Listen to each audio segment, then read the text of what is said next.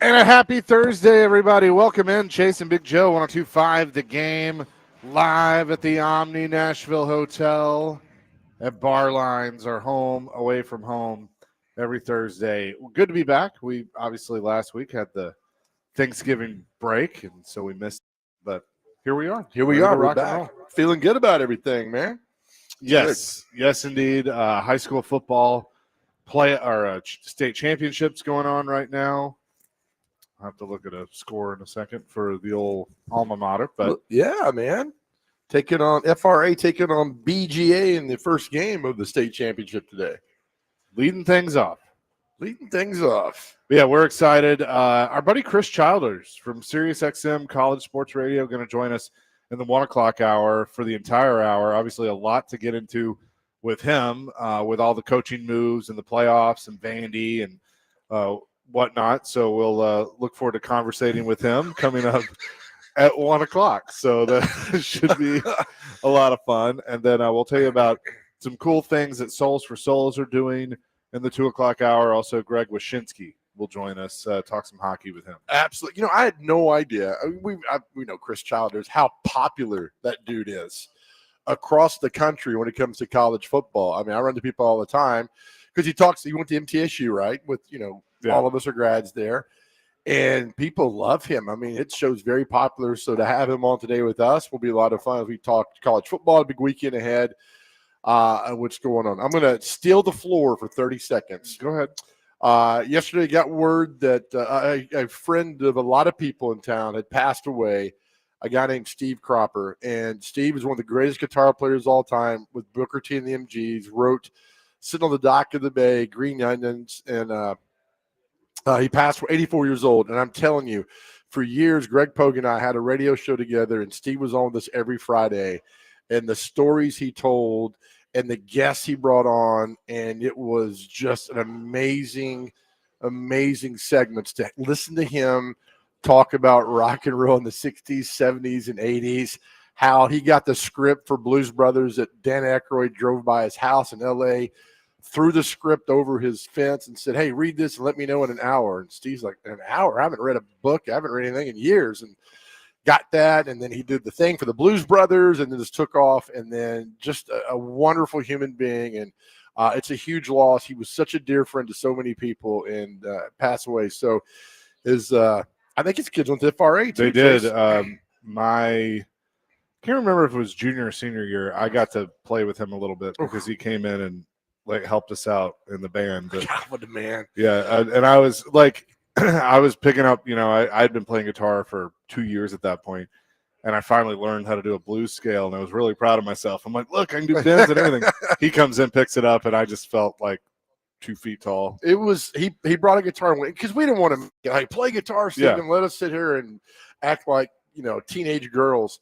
And one time, same thing, he brought in, and just to watch him play guitar, and then he did Green Onions for us. It's on an acoustic too. And I'm like, good Lord. But it's a sad day. And you would have never known that Steve was one of the most influential people in the history of rock and roll. Lived right here in Nashville, went out of his way for anything that if you call him up, "Hey, I need you to sign this or this for charity," always did it. So crushed at the news that Steve had passed away yesterday. He'd been ill, right? Been in and out. He's been sick for a little bit, but it's still, it's like Steve Cropper, man. And so we had him on for years. So Greg and I loved that man dearly, and Angel, his wife, and the family. And it was a sad day. It's a sad day for rock and roll, man. Yeah. But just knowing that we got to be part of his little journey, a small part, is really cool. And what did I say to you when you texted the news? Well, the first thing I said. Oh, no? Well, after that. I don't remember. Time to watch the Blues Brothers. Oh, yeah. That's on every 2 seconds. Because he's great. Well, yeah, but I got to watch the unedited. Right? Unedited version. Because it's so good. And then first time I realized that in Soul Man, I said, "Play it, Steve." When Belushi said that was Steve Cropper. I had no idea. And I was like, "Hey, you're Blues Brothers. That Play It, Steve. Was that about you?" And Greg starts laughing, Greg Pogue. And I was like, "Oh, my gosh. It might be the dumbest question I've ever asked anybody." So we'll hear some Steve today, some Booker T and the MG, some Blues Brothers, because Steve meant a lot to a lot of people, including myself here in town. Yep, well said, my man. 615-737-1025 is our phone and text line, driven by WilsonCountyHyundai.com. Again, Chris Childer is going to join us at 1 o'clock today. Greg Wyshynski at 2, as always. So looking forward to that. We'll also have some Pro Wrestling Symphony tickets to give away. But, Joe, what is our question of the day? Well, it goes right back to Steve. We had this question about a year and a half ago. I looked it up, but we want to know, who do you think is the greatest guitar player of all time? Ooh. Of all time. There is no wrong answer. Obviously, a lot of my generation is going to say Eddie Van Halen, but there are a lot of great. Steve was ranked like in the top 10 on the Rolling Stone list. Some British music magazine had him like number 3. It was like Hendrix, Jeff Beck, and Steve Cropper, and on and on. But who do you think is There is a guy that doesn't get enough credit for that because he's not known for just that. But you ask like Clapton and probably Steve Cropper and any of these great guitarists, and they'll mention this guy. That's a good one. That's a really good one. Prince. Oh yeah. Oh, no doubt. Because didn't one time somebody ask Eric Clapton how does it feel to be the greatest guitar player of all time? He said, "I don't know. You'll have to ask Prince." Yeah, that's right. And you go watch the George Harrison All-Star concert to him, and watch him just take over the song and the stage. And yeah, Prince is very underrated. My favorite was always Stevie Ray Vaughan. Even though I know he used a lot of Hendrix, and that was a big influence. Albert King was a big influence for him. B.B. King. But I always loved Stevie Ray Vaughan. Dwayne Allman, I think should be up there. Clapton, obviously. Eddie Van Halen. Mm-hmm. There's not a wrong answer, like you said. Our question of the day presented by Aries Tactical. Your safety, your skill, your Aries Tactical. Check them out at ariestactical.com. Yeah, we'll throw a sports question out, and we'll get a few. I've got 1, 2, 3, 4, 5. We already got a ton. 6 people weighing in on who their favorite is. Dwayne Allman gets another one. Hendrix gets one. Mike Henry says Joe Satriani. There's no wrong answer for this. Steve was obviously so talented and wonderful, and his influence on music makes him up there. But there are so many great, But just the one person to you that really, besides Steve, for me, was Eddie Van Halen. There's 2 that our listeners have already said that I'm like, okay, that's a good one. Lenny says Stevie Ray Vaughan. 3337 says Chet Atkins. Oh, that's a good one. Yes. 6765 SRV, Stevie Ray Vaughan, another one for Stevie Ray. Greg and Brent mention one that you're not going to bring up, but I think this is a really, really good one for the new generation. Vince Gill. Nope. John Mayer. He is a fantastic guitar player. And I think he gets bogged down because the pop rock kind of. But he's playing with the Grateful Dead. Like that's what he's been doing for that dude can play. He can look at a guitar and play it. Like he is ridiculous. Yeah, that's a good one. That's a really good one. That is a good one. One that should definitely. Well, be mentioned. You brought the Chet Atkins one up. I'm a big fan of Lindsey Buckingham. And Lindsey Buckingham did an interview where is it called picking? Finger picking, I guess. Picking, yeah. Yeah, and Chet did that. And he's chicken like, picking. Whatever it is, yeah. He's like, I learned it from Chet Atkins. It's Lindsey Buckingham. I'm like, man. So Chet Atkins is massively, I think, underrated in that world of guitar players. Let's see. Justin and Greenbrier. There were so many, but Jerry Reed. There is a video on YouTube of a song he did on Ralph Emery's show called Lightning Round that blew me away. Funny story. You may know this. Your buddy, our favorite musician down in Memphis, recorded the song Guitar Man. Remember that song? Yeah. It was Jerry Reed's song. Elvis's guitarist could not play the lick right. And so Elvis picked the phone up, called Jerry, and said, will you come play this lick on my recording so I can have it right? And he said, sure. So Jerry Reed, he was covering Jerry Reed's song, and Jerry Reed played the Guitar Man lick. Oh, that's awesome. On the recording. Oh, that's great. Jerry's like, hell yeah, I'll come down. And Jerry, I appreciate it. I was waiting for it. Couldn't get that on James. Couldn't get that thing on. That's awesome. Yeah.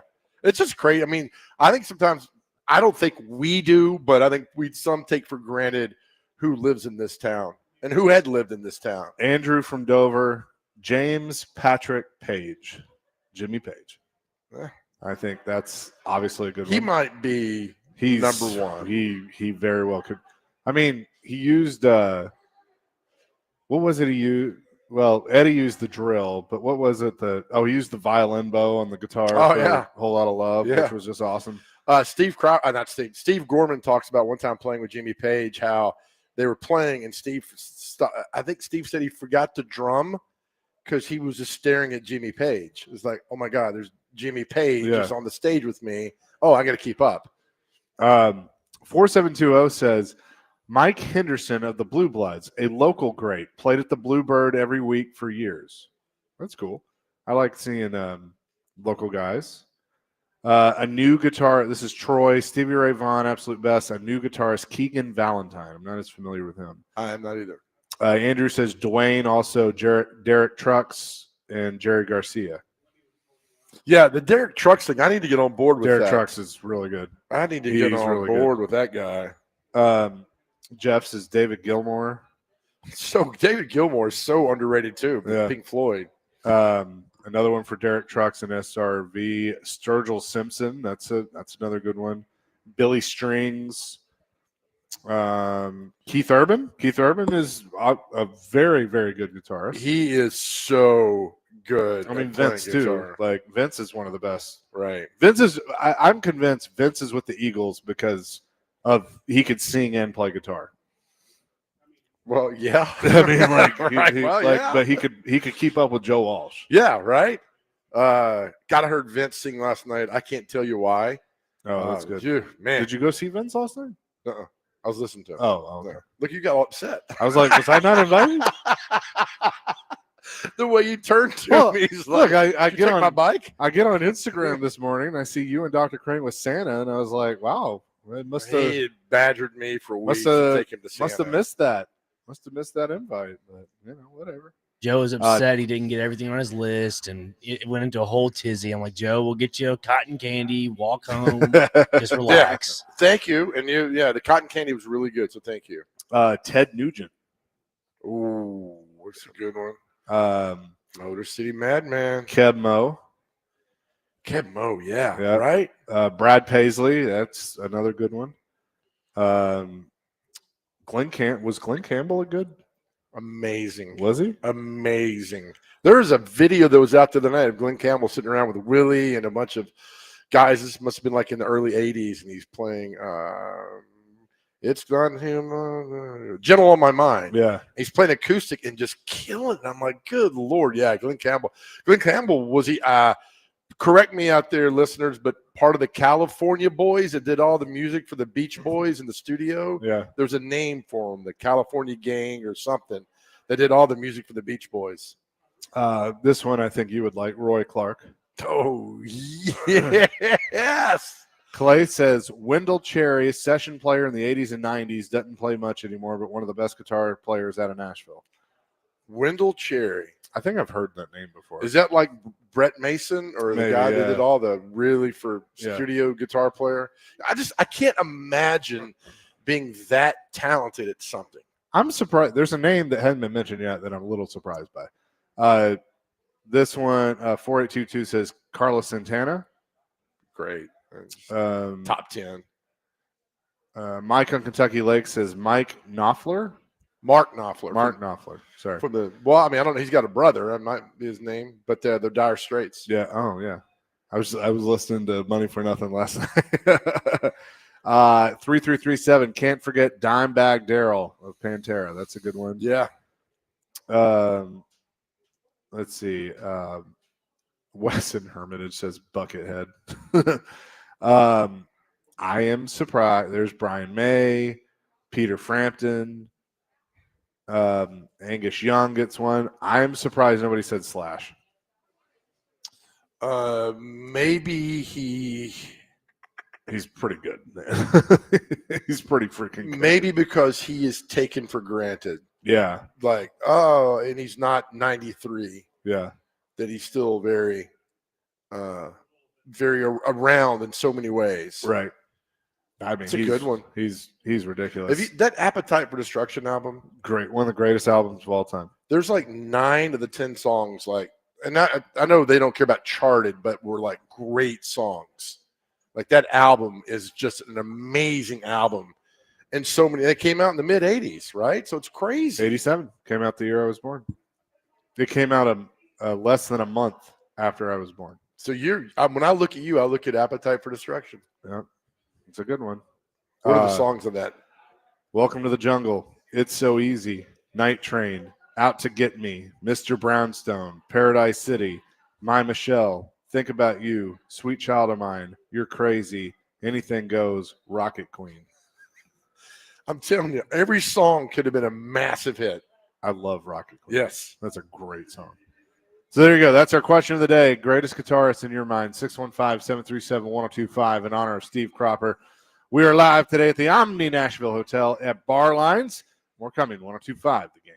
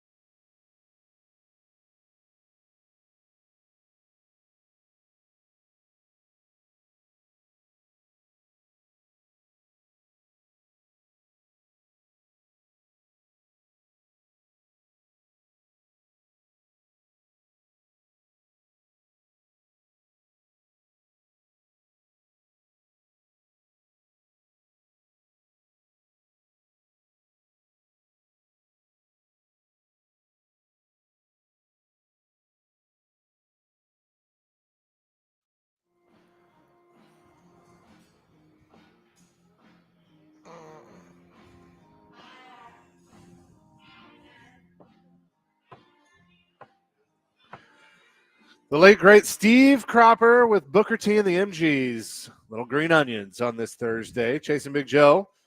102.5 The Game, live at Bar Lines here at the Omni Nashville Hotel. Looks or sounded, I just love that lick. That's so good. Right? So good. From American Graffiti, man. Yep. It's been in a lot of things, I'm sure. Right?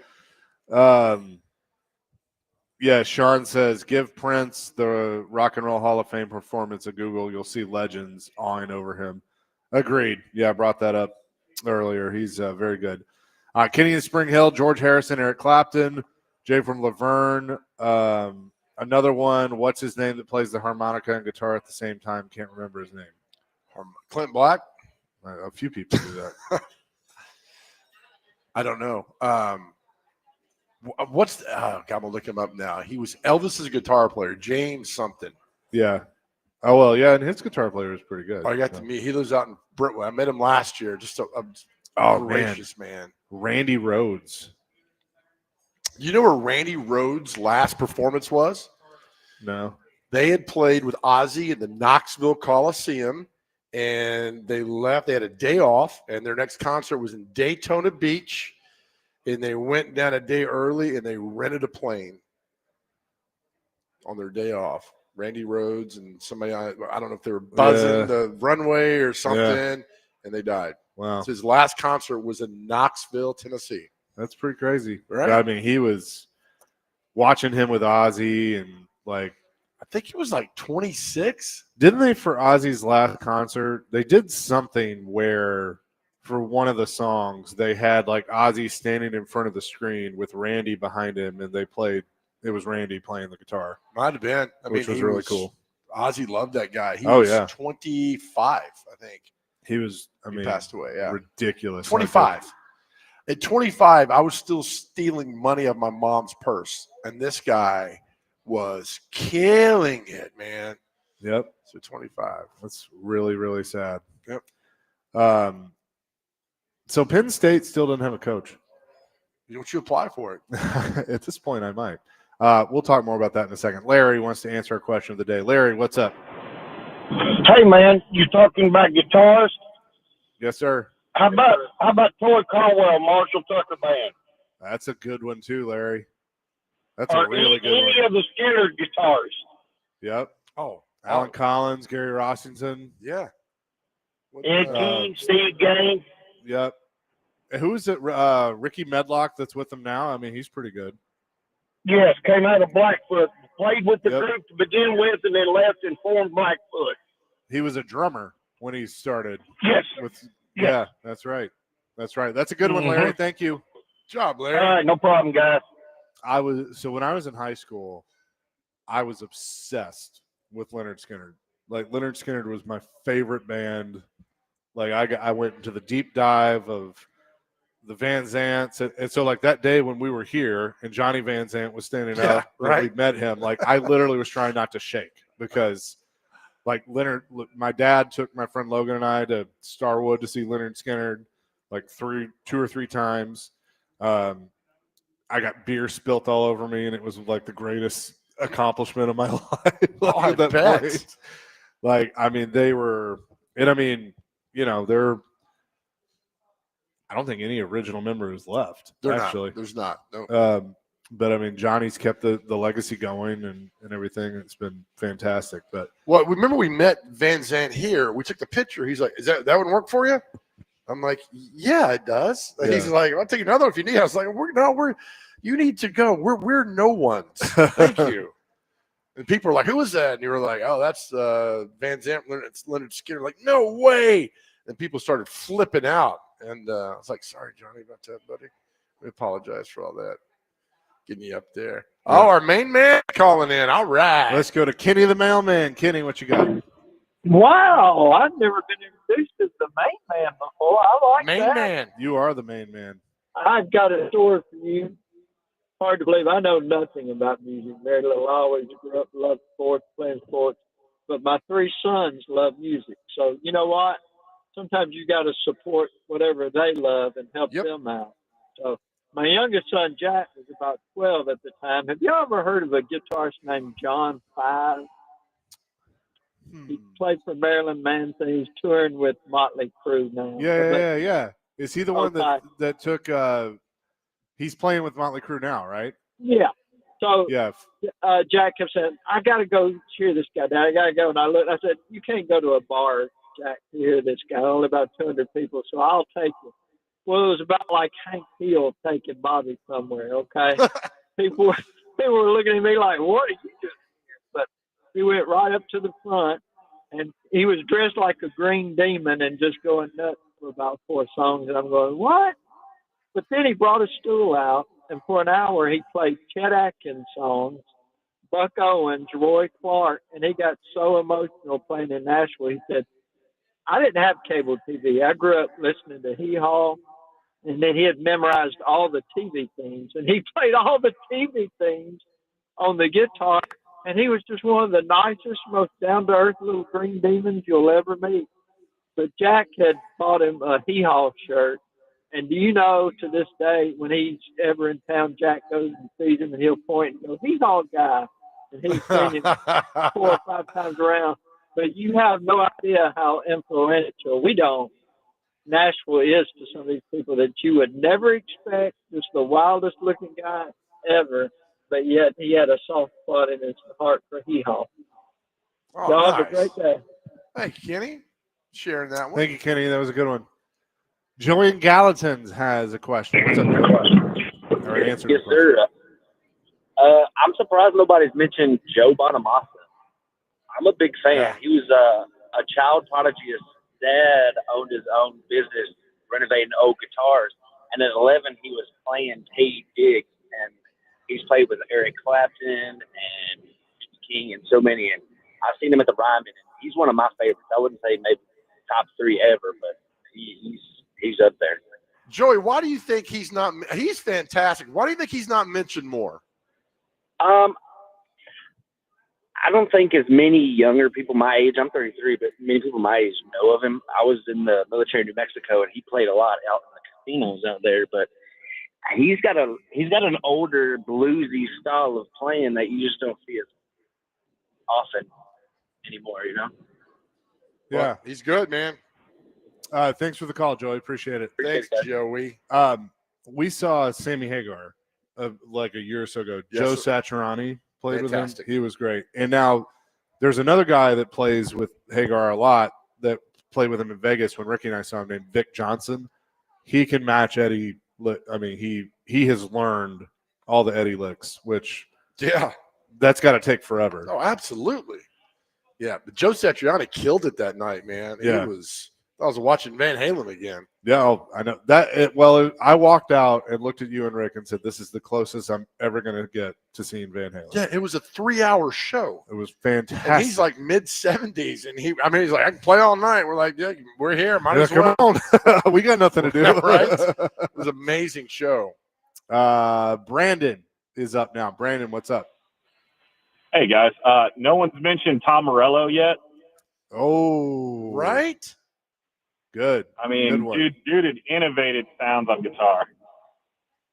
Yeah, he came out. Did he not come out for the Ozzy tribute and was just amazing for like 10 minutes and everything? Yeah, I mean, that's something. That's a guy like Joe Bonamassa. You don't talk about him enough, but he should be up there in the top levels of great guitar players of all time. I've seen him twice in my lifetime. Once with Rage Against the Machine with Zach Morello, and then once with the Bad Brains guys, and he's just killer every time. God, that is a good one. Imagine me that talented. Thank you for that. Thanks for the call. All right, man. We'll have more coming from the Omni Nashville Hotel. It's amazing. Like, hey, what do you think about the Titans? Crickets. Right? Greatest guitar player of all time. Boom, let's go. But hey, you know what? This is what we do. We have fun on this show. More coming from the Omni 102.5 The Game.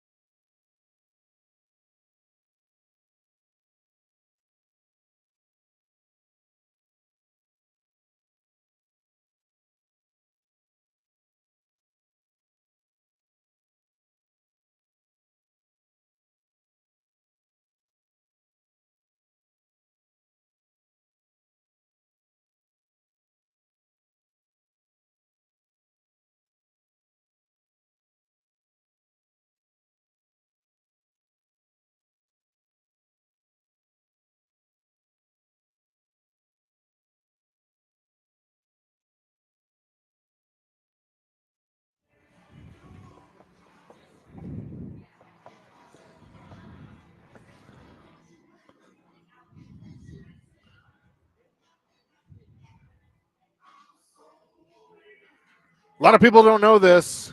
Welcome back in, Chasing Big Joe. But this song was written about Joe Dubin, the soul man. Is it sit here? Is he say it here? Oh, okay. Probably like right here. I think it's the second time. Yeah, it may be. Play it, Steve. Little Sam and Dave. Or is this the Blues Brothers? That's Blues Brothers. Yeah, that's right. This is the Blues. But Sam and Dave did it originally. They did it. And then Belushi and Aykroyd popped it out in but the Blues Brothers movies. It wasn't in the movie, though. It was on the album, but I don't think it was in the movie. I don't remember. I've Maybe only I'm seen wrong. that movie 1,000 times, and I don't remember. I have too, but it's been 10 years because it was one of those movies that I watched all the time, and so I basically decided I need to give it a break. And so, but that's what I said to you. I was like, I got to watch the Blues Brothers. Yeah, I mean, it was on. I mean, like, One of the greatest car chase scenes of any movie. you can find it on like all the time. What's in there? By the way, I have a picture of them that was hanging in my kitchen in college that said we're on a mission from God. Nice. We're going to get good guitar players, all that stuff, but the Penn State thing is fascinating for a lot of us because it's a premier top probably 5 legendary football program of all time, and their recruiting rankings right now on Rivals on 3, they're not ranked, but they got him behind Colgate and Lindenwood at 164. 24/7 has him at 150 behind South Dakota State. Somebody's got him at 135, the second to last, right above New Mexico State. I mean, and we're trying to wrap our minds around why this, but somebody came out and said, who would want to go there after they fired James Franklin for all the wins he did? What's the upside? Yeah. And I get it. I mean, it's Penn State. Somebody's going to take that job. I get it. But you're not getting the big names because they don't want to deal with the BS going around with the AD and whomever. Head should roll at Penn State. Well, we're going to have Chris Childers join us here in a few minutes, and I look forward to talking about this with him because, again, I feel like this is they're waiting for Brian Kelly. Like this just seems like Brian Kelly could walk in there and go, I'm your white knight and take over. But what are they doing? I don't know right what they're now. doing. Well, no, I think they're being told no. I think they're trying. I think they're just being told, yeah, we're good. Like I told you before we came on the air, at this point, why not go after a guy like Tim Beck? Vanderbilt's OC. He's been a head coach. But I don't know. A lot of these guys like being OCs, and they just want to coach football and do that. And I mean, you think about, like, if you get to a point where you're that desperate, like Chip Kelly sitting out there, right. Gus Malzahn sitting out there, even though I don't see him being a Big Ten guy. Well, they thought they were getting Chesney from James Madison. They really thought they were getting him, and next thing you know, he's gone to UCLA. And Franklin flipped all the recruits. The recruiting is now terrible. I mean, they're going to have to go out and spend millions in the portal to be competitive next year. I mean, I just didn't see how that. Why not get Munchak? Yeah, he's a Penn State guy. I mean, at this point, it's not like Munchak's going to go out and recruit every day. You hire a staff and make them recruit and all that stuff. It's just really, like reach out. By the way, is that Clark Lee sitting over there to our left? You wouldn't have, Clark Lee would be somebody in years past that Penn State would go after. And now it's like, I'm not going up there. I'm staying here at Vanderbilt. So it's not the attractive job it once was, and it's a shame. It's a good. I mean, that's a top 5 program of all time. I mean, Notre Dame, Alabama, USC, Penn State, and I'm probably leaving off of school. Maybe Oklahoma. I mean, all time. Yeah. Not in the last 10 years, but all time. Who would it be? Alabama, Notre Dame. What's the question again? All the top 5 all-time college football programs. Notre Dame, Ohio State, Alabama, Michigan. You got to put USC.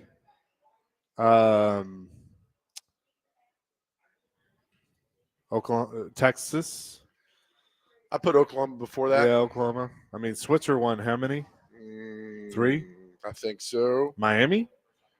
No. All time, no. Yeah. I mean, they had a stretch. Pretty bad until 83. And then after that, they haven't been much. And you can't put Army in there because Army was good in the 20s and 30s. But I'm talking, I mean, you got to be. It's a good question, Joe. You got to be consistent throughout the years. All right. So Michigan, Ohio State, Notre Dame, USC, Alabama, Penn State. Penn State.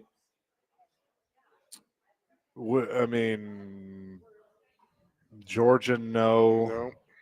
Florida, no. Florida. People don't realize Florida was bad for many years. Florida State, no. Even though Nope, they were terrible until Yeah. Bowden got there in the late 70s. that's a really good. I mean, you can't. I mean, Army was good in the 20s and 30s, and they stopped. I being feel like good. I feel like there is one that we're missing. Nebraska was really good, but they've really gone on all time. Like, is there an obvious one? LSU.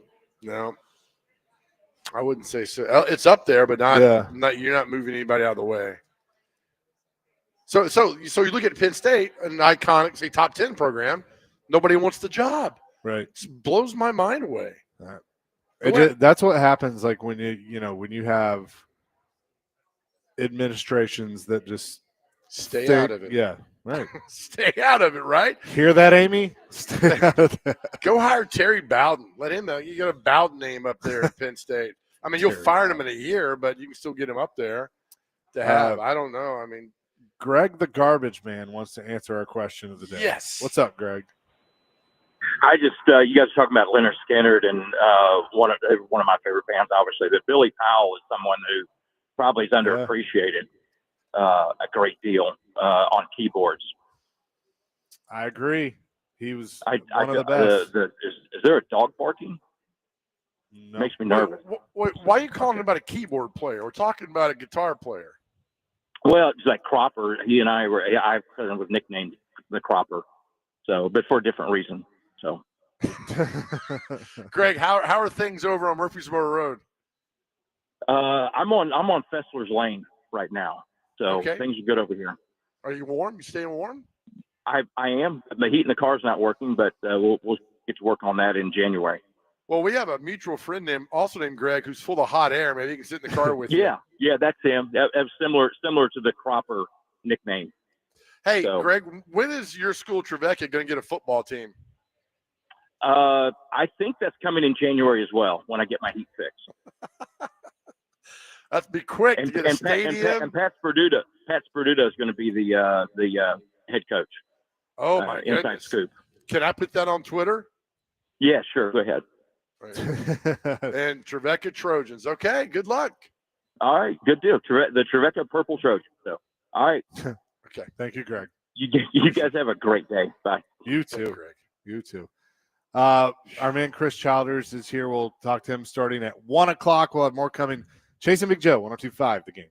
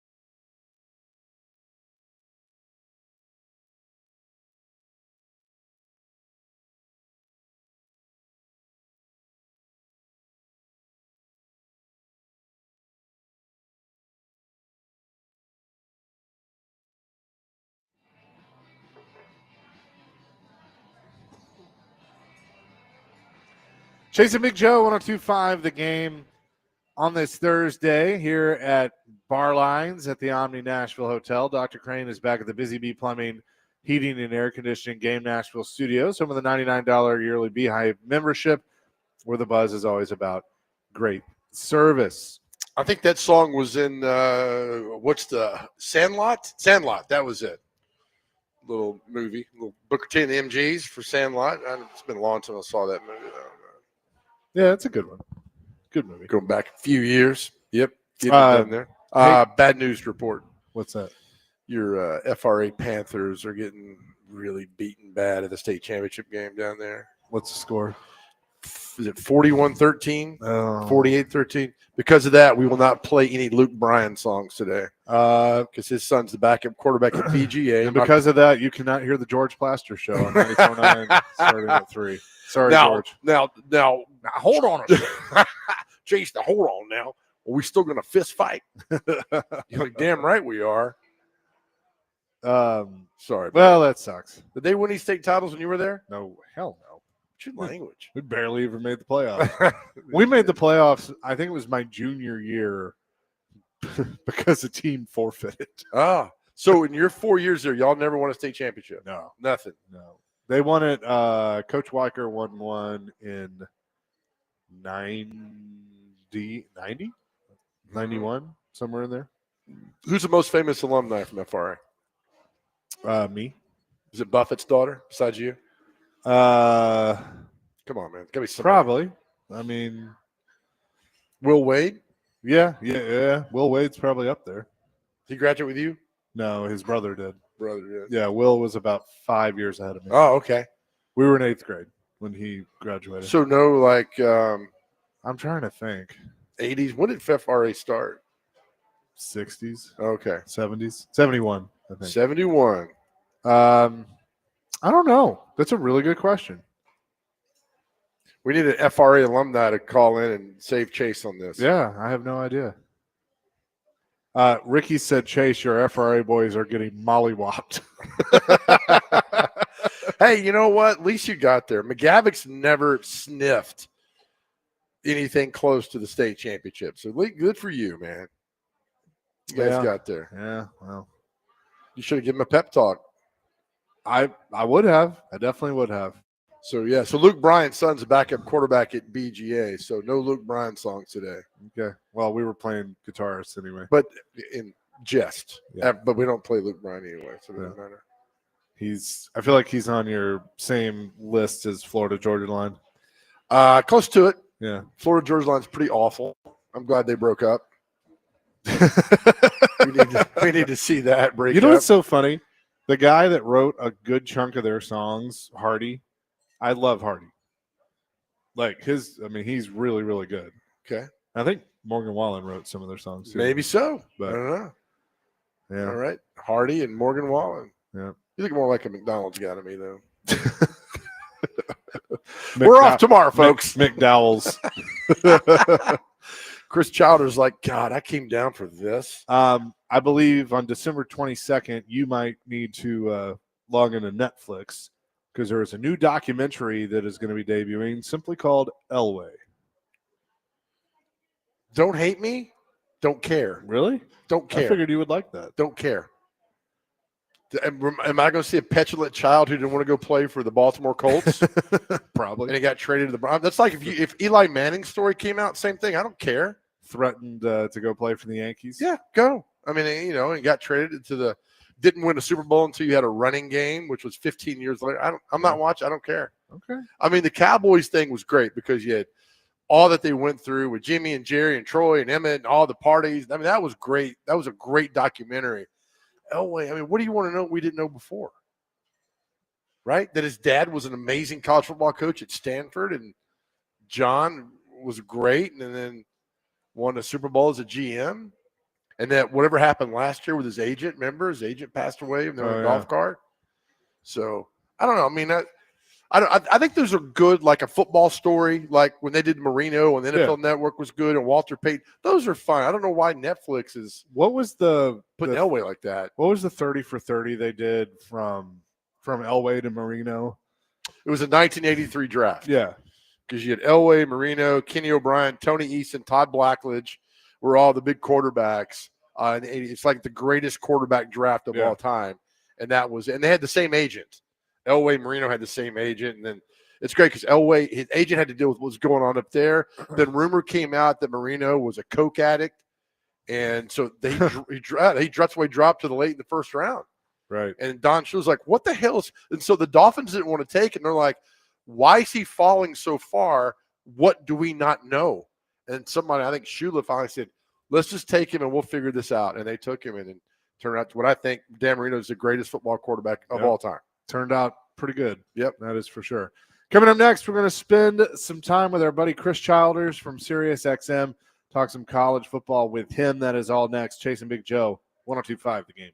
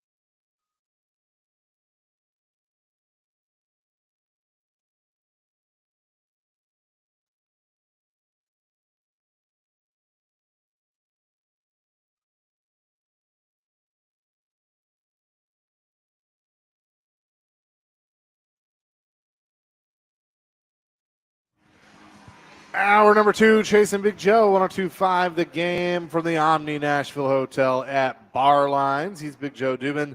I'm Chase McCabe, Dr. Crane, Nick Frazier back at the studio, and our man Chris Childers, SiriusXM College Sports, has joined us live on location. What's up?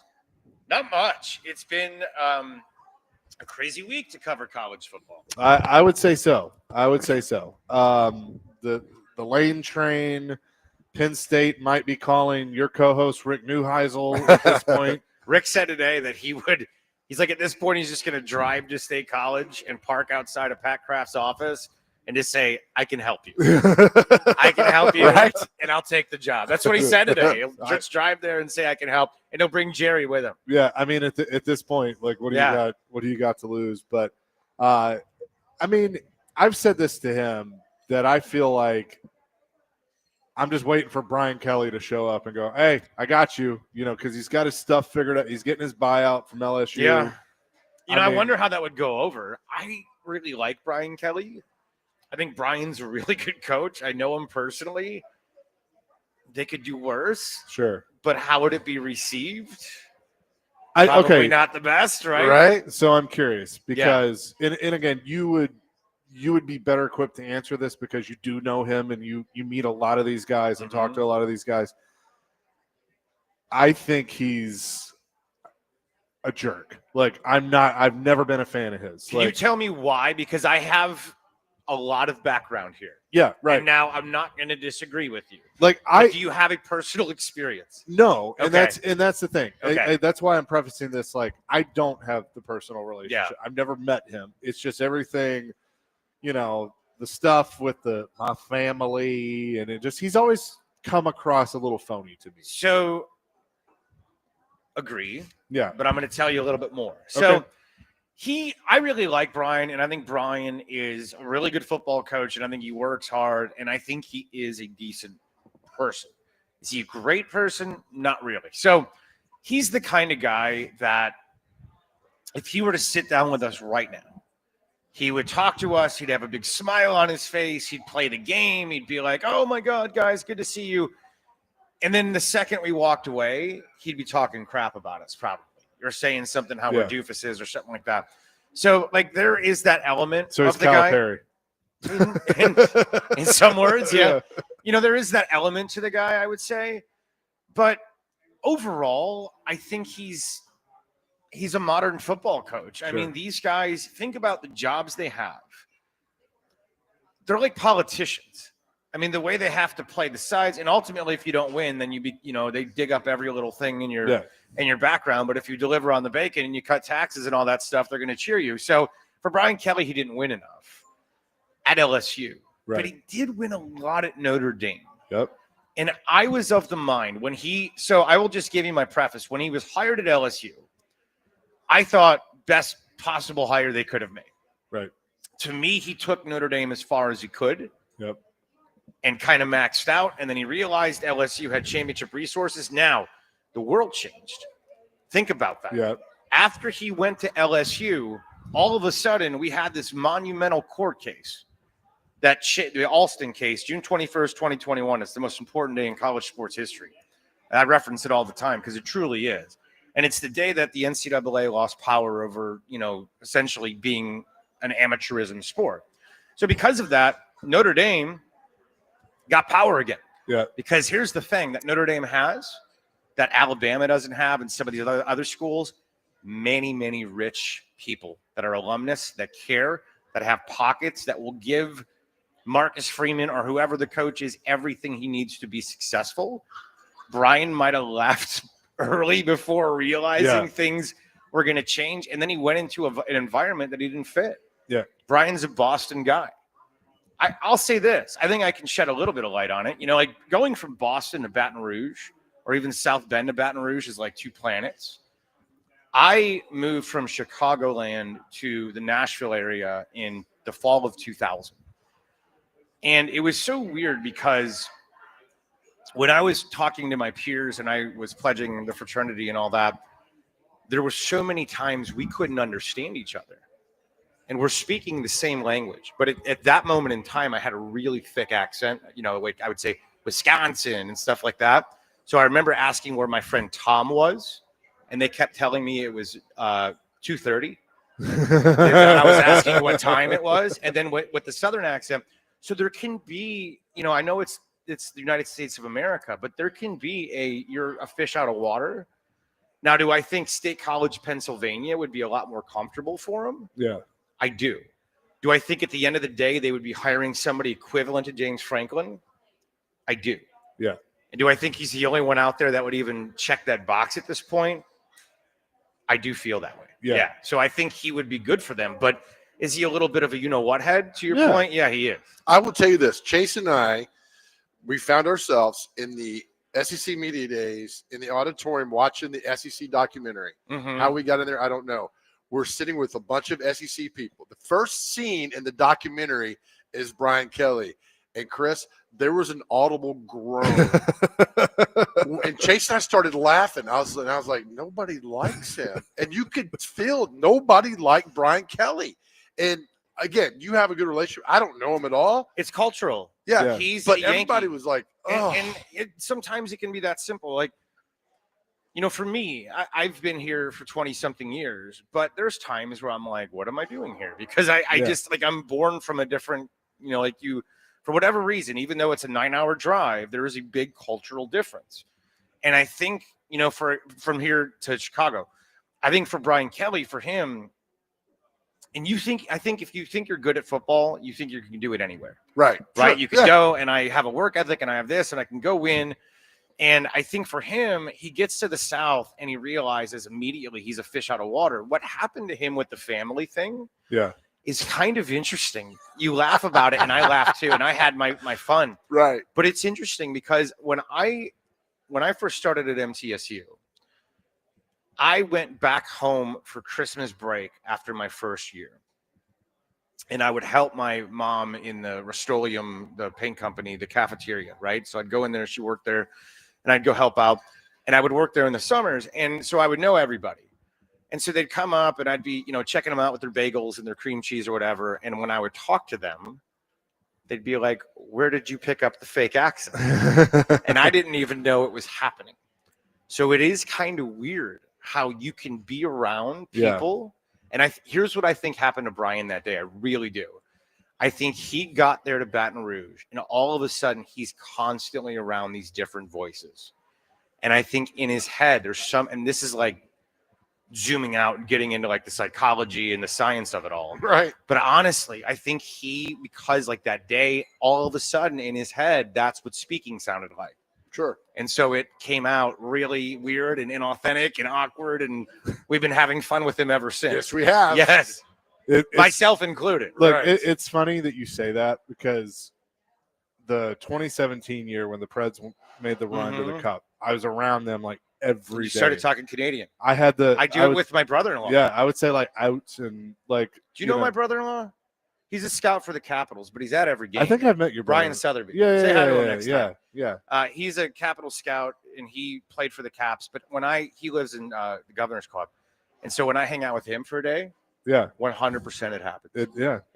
I'll booch, and you don't even think he says like sorry, garage, sorry, yeah. Sorry's one of them. Yeah, so it happens. Weird, yeah. It kind of gets in your subconscious, but anyway. The funny thing is, even today in 2025, almost 2026, I think we get this view of what a Big Ten coach looks like, or an SEC coach, or a West Coast coach. They all like, and Brian Kelly, like when he got that job, I was like, man, that doesn't fit. Like that's the Notre Dame guy. That's the Big Ten guy. Yeah, and you were right. But like you look at, and even with Kalen DeBoer, like that's weird to me. Like he seems he might be the Penn State coach. I mean, which would be a better fit for him. Well, so what do they? So let's say that happens. I don't know. Does Daddy go home?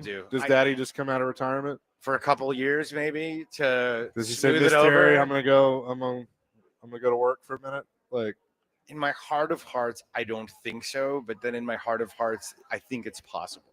I could totally see it. Right? Like, there's some part of me that thinks like for a couple of years, he'd be like, "All right," or even if it's a year, like he tells that who's the AD.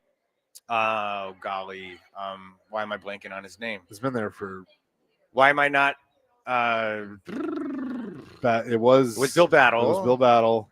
And the Alabama athletic director right now is. Gosh, I don't remember. It's killing me. It's not Mal Moore. No, that's old school. Golly, Greg Bird. Greg, thank you. Who is at Arizona? I don't. Yeah. You could have given me all day. Right. Yeah. What about DeBoer goes to Penn State and then Kiffin leaves LSU for Bama? See, I was wondering if he would have waited. Right. I really if there was any way at all. So I tweeted this out the other day, and who knows if there's anything to it, but it was an interesting thought. During the Iron Bowl, I thought if they lose to Auburn, is there a way they boot his ass out today in Higher Lane? Yeah. Right? Yeah. Like in Lane is the guy, and then they kind of undercut LSU. Yes. Didn't happen, and they made the play. We'll see if they make the playoff. They got to have some help because Texas Tech cannot lose this week if they're going to get in, because they dropped it. Well, are they 9? Alabama's 9. Yeah, but even still, see, that's a whole precarious. If they lose, but if they lose, and that's 3 losses, it shouldn't matter unless they get drilled. Yeah. If they get Which I hope they get drilled for another SEC school's sake. Well, that's a whole nother topic. And that's just right. It just drives me insane. Because here's what pisses me off about that. Here's what makes me so upset about Vanderbilt getting treated the way they're getting treated and getting put 14th. And please listen to me. Everybody out there that can listen to my voice. Everything, like today, I will tell you today, unequivocally, hand on a Bible, I will swear to you that Vanderbilt right now is a better program, is a better team than the Tennessee Volunteers. Not today, but period. Not like for in the moment. They are, because you see what's happening. Vanderbilt's like Notre Dame. You let them out. Yep. The chancellor said, "Hey, we understand this is a front porch to our university.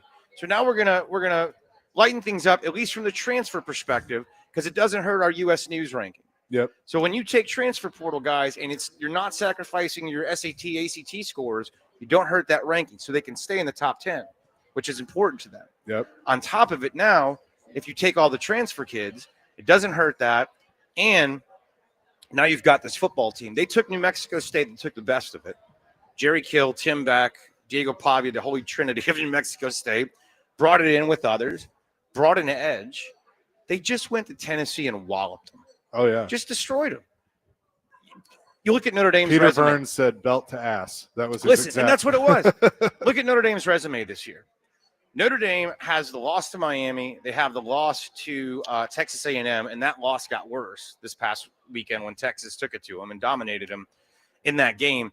You compare that to Vanderbilt, who go watch the Alabama game and tell me they didn't self-destruct and had every opportunity to be in that game. The score didn't tell the whole story. No, and then the Texas game, they thing. come back in that game, but they beat Tennessee on the road. The Missouri win, to me, should mean more than it does.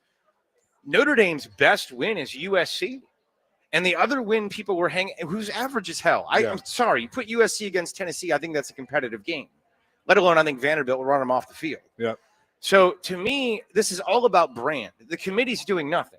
The committee is sitting there. They're looking at how many wins you have.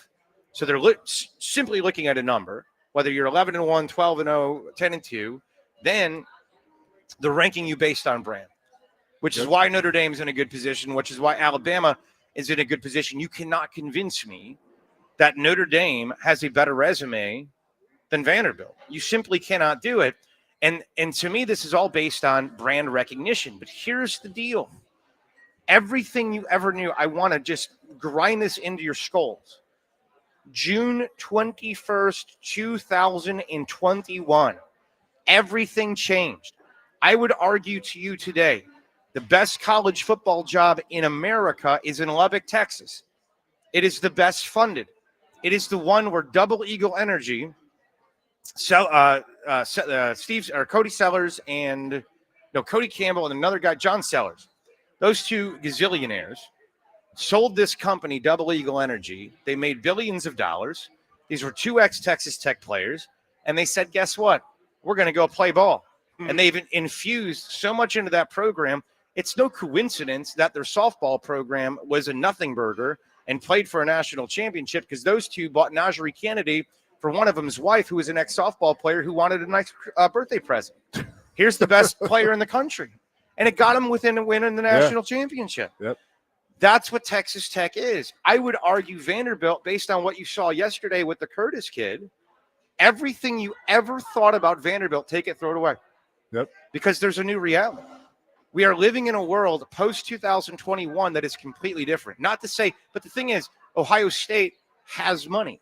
Alabama has money to an extent. So those big-time schools aren't going to go away. But the problem is now, if you're just giving brand recognition, you're doing it wrong because the brands have changed. Because they're looking at the old brand. Exactly. Vanderbilt is not what it was. If you take Vanderbilt's roster, record, results, everything that happened this year, and you change the name to Tennessee, they're top 10. Yeah, they're probably like 8th right now. Yeah. Yep. I think 100%. I 100%. And I think it's wrong. It's so wrong. And the hate for Diego Pavia is ridiculous. Like, Vanderbilt finally has like a legitimate college football player, and yes, families in the news and doing stuff. Well, look at all the other SEC schools. Right. Like, they're finally playing ball. Half of Georgia's team is. That's what I'm saying. Like, can't drive right. Last I saw, his mom didn't score a touchdown. No, and what is his mom? She's dancing. What? So what? Keep on dancing, Chris. She's having a good time. Listen, the brother and all that, public intoxication, that's another story. Don't do that. But again, we saw the thing in Ireland at the beginning of the year with the Kansas State quarterback's dad beating the hell out of his brother on the street. So a question stuff happens. Yeah. We're going to go to the break. Question for you. Should he win the Heisman? Don't answer. Tease. Yes. Look at you. Don't answer. Nice. Chris Childers is with us. Sirius XM. We'll have more with him from the Omni Nashville Hotel at Bar Lions 102.5 The Game.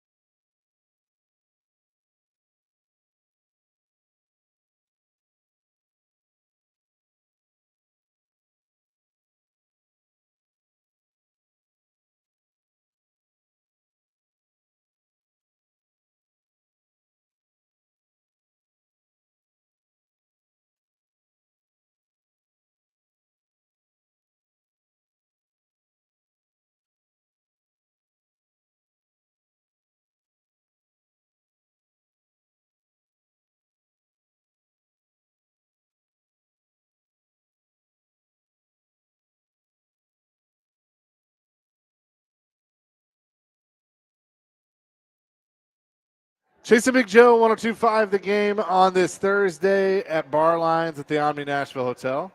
Hanging out with Chris Childers, Sirius XM. Does full ride? Yeah, Yeah. full ride.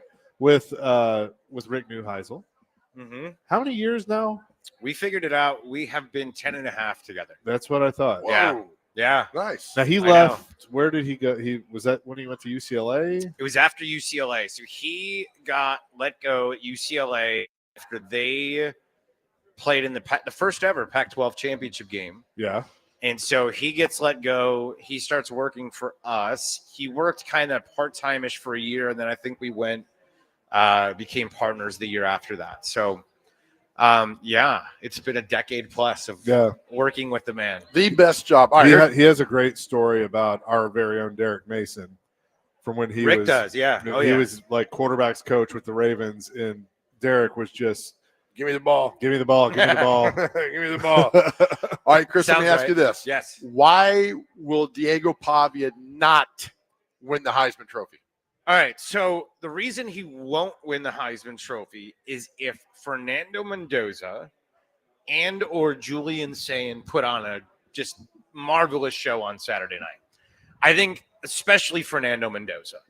When you're the quarterback, and this was the year, he replaced Curtis Rourke at quarterback. Indiana, went to the playoff a year ago. But when Mendoza took over there, nobody was thinking, hey, Fernando Mendoza is going to be this incredible replacement for Curtis Rourke, and it's going to go so smooth. And nobody thought Indiana was going back to the playoff this year. Yeah. I'd met Mendoza at ACC Media Days the year before when he was playing for Cal. Unassuming, I never thought twice about the guy. I remember talking to him. I remember taking a picture with him, but I didn't think twice about him. But I do remember asking him. So his reality was at Cal, you hate to I know it sounds crazy as normal people, but they had to take a Southwest flight to Media Days from Berkeley, California. Well, everybody, and it was delayed. Oh, God. And everybody else was taking private because this is major college football. And that's Charlotte from California, right? So from San Francisco, I think it was. So insane. That was the life that he was living, kind of a vagabond. Yeah. And then he goes to Indiana and comes in, and he's looking to be the number one pick in the draft. Nobody would have thought that possible. Because of that and the way that he's played, I think if he wows against Ohio State, he wins the Heisman Trophy. Julian Sayin, if he goes in against that Indiana defense that's been so good all year and goes 33 for 33 or something nuts like that and 4 touchdowns and Ohio State wins big, Julian Sayin probably wins the Heisman Trophy.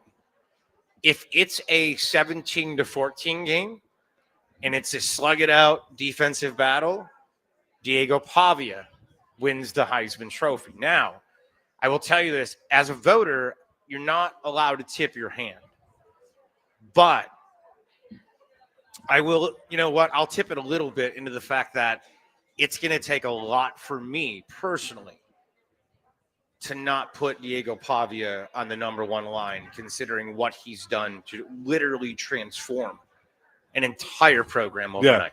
Will his antics and off the field, this and that, hurt him?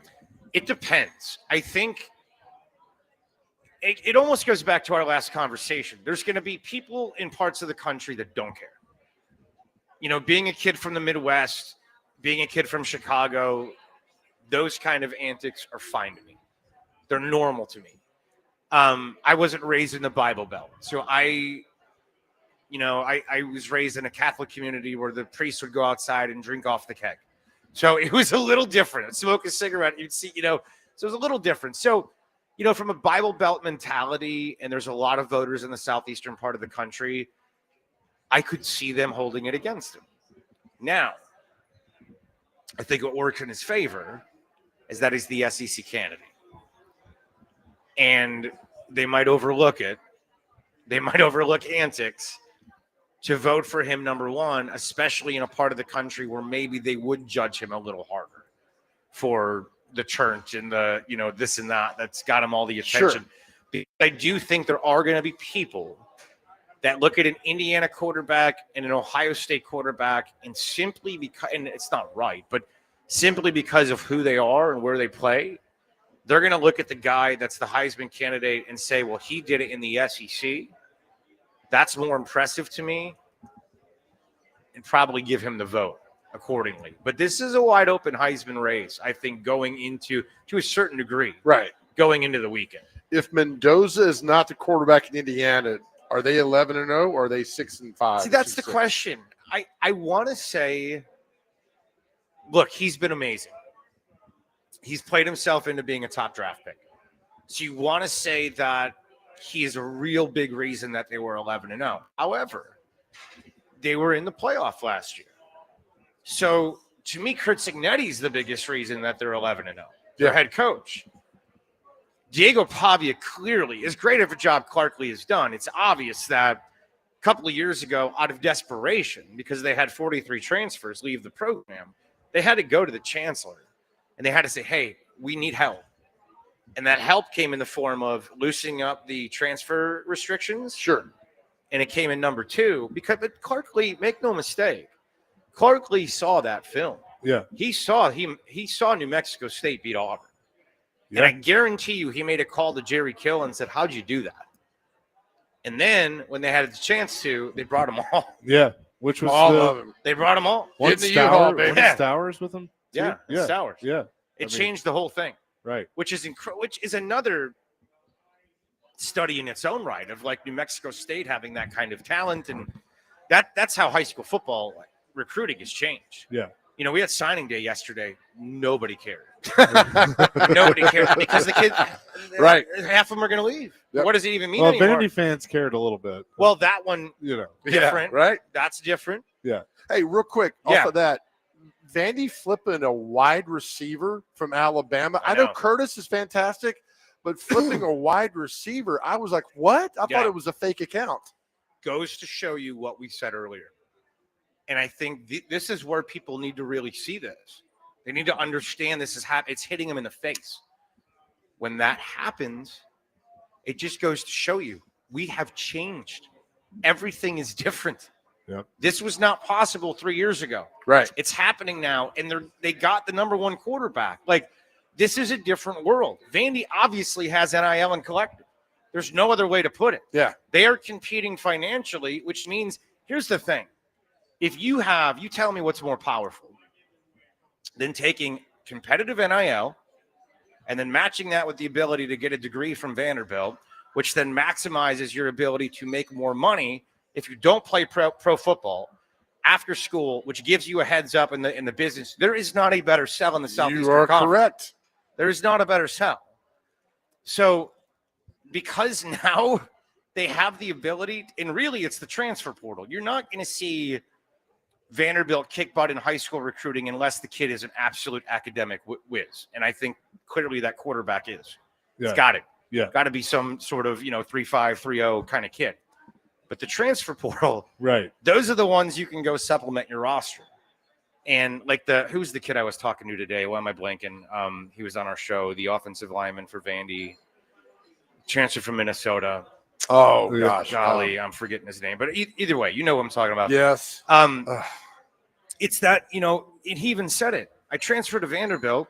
All of a sudden, I'm going to get a Vandy degree, and I changed the program. Right. Like, sure, I'm coming. And the facility now is good. Yeah. Oh, yeah. That facility it's getting better. I know. And it was the worst. Yeah. It was awful. It was like, I used to say it was the only stadium that was reinforced with tinfoil. Like, it was, it was brutal. And look, Franklin got that. He did. Say what you want, but Franklin got that ball rolling. 100% he did. I remember having that conversation with Herb Hand. Before, the offensive line, great guy. Yeah. But having that conversation at a spring game where he said, they're really trying to make this a destination job. Yeah. And fast forward 10 years, you see what Clark Lee's getting paid now? Cade McConnell. That's it. Thank you. Yeah. Yep. Thank you, Dr. Man. We'll have more awesome kid. Yeah. Really good kid. We'll have more with Chris Childers coming up next, including a coach has basically said he's not interested in Penn State. That just came out. And you can see him right there. We'll tell you who. Coming up next, Chasing Big Joe, 102.5 The Game.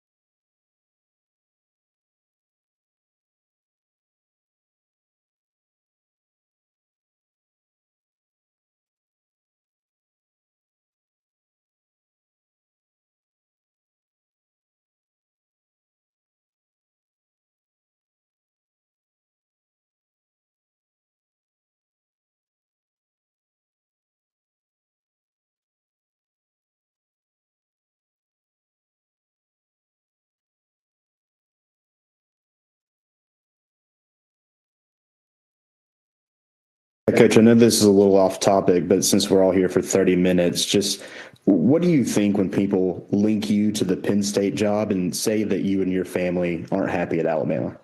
Yeah, we are extremely happy at Alabama. It's the first time I've been asked, so I appreciate you, Charlie. And we are extremely happy here. Love the challenge, love the grind, love this place. And there's never been any link. There's never been any conversation. There's never been any interest either way. And so I'm glad we can put that to bed right now.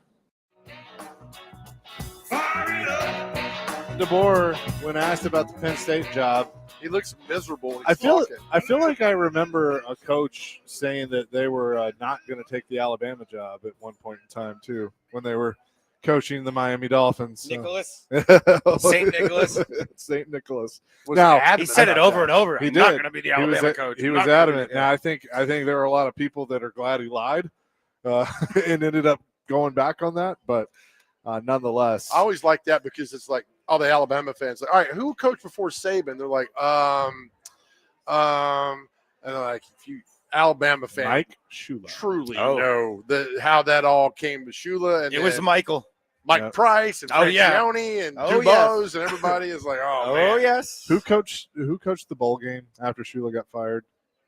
What's that guy's name? It wasn't Woody McCorvey, was it? No, because he has the great interview.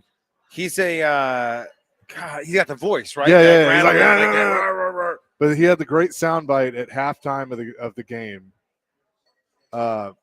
Who was that guy? He reminds me of the guy that works for the Predators. He's got that voice. Yeah. What's the guy's name? But he's got golly, I can't remember it either. Killing me.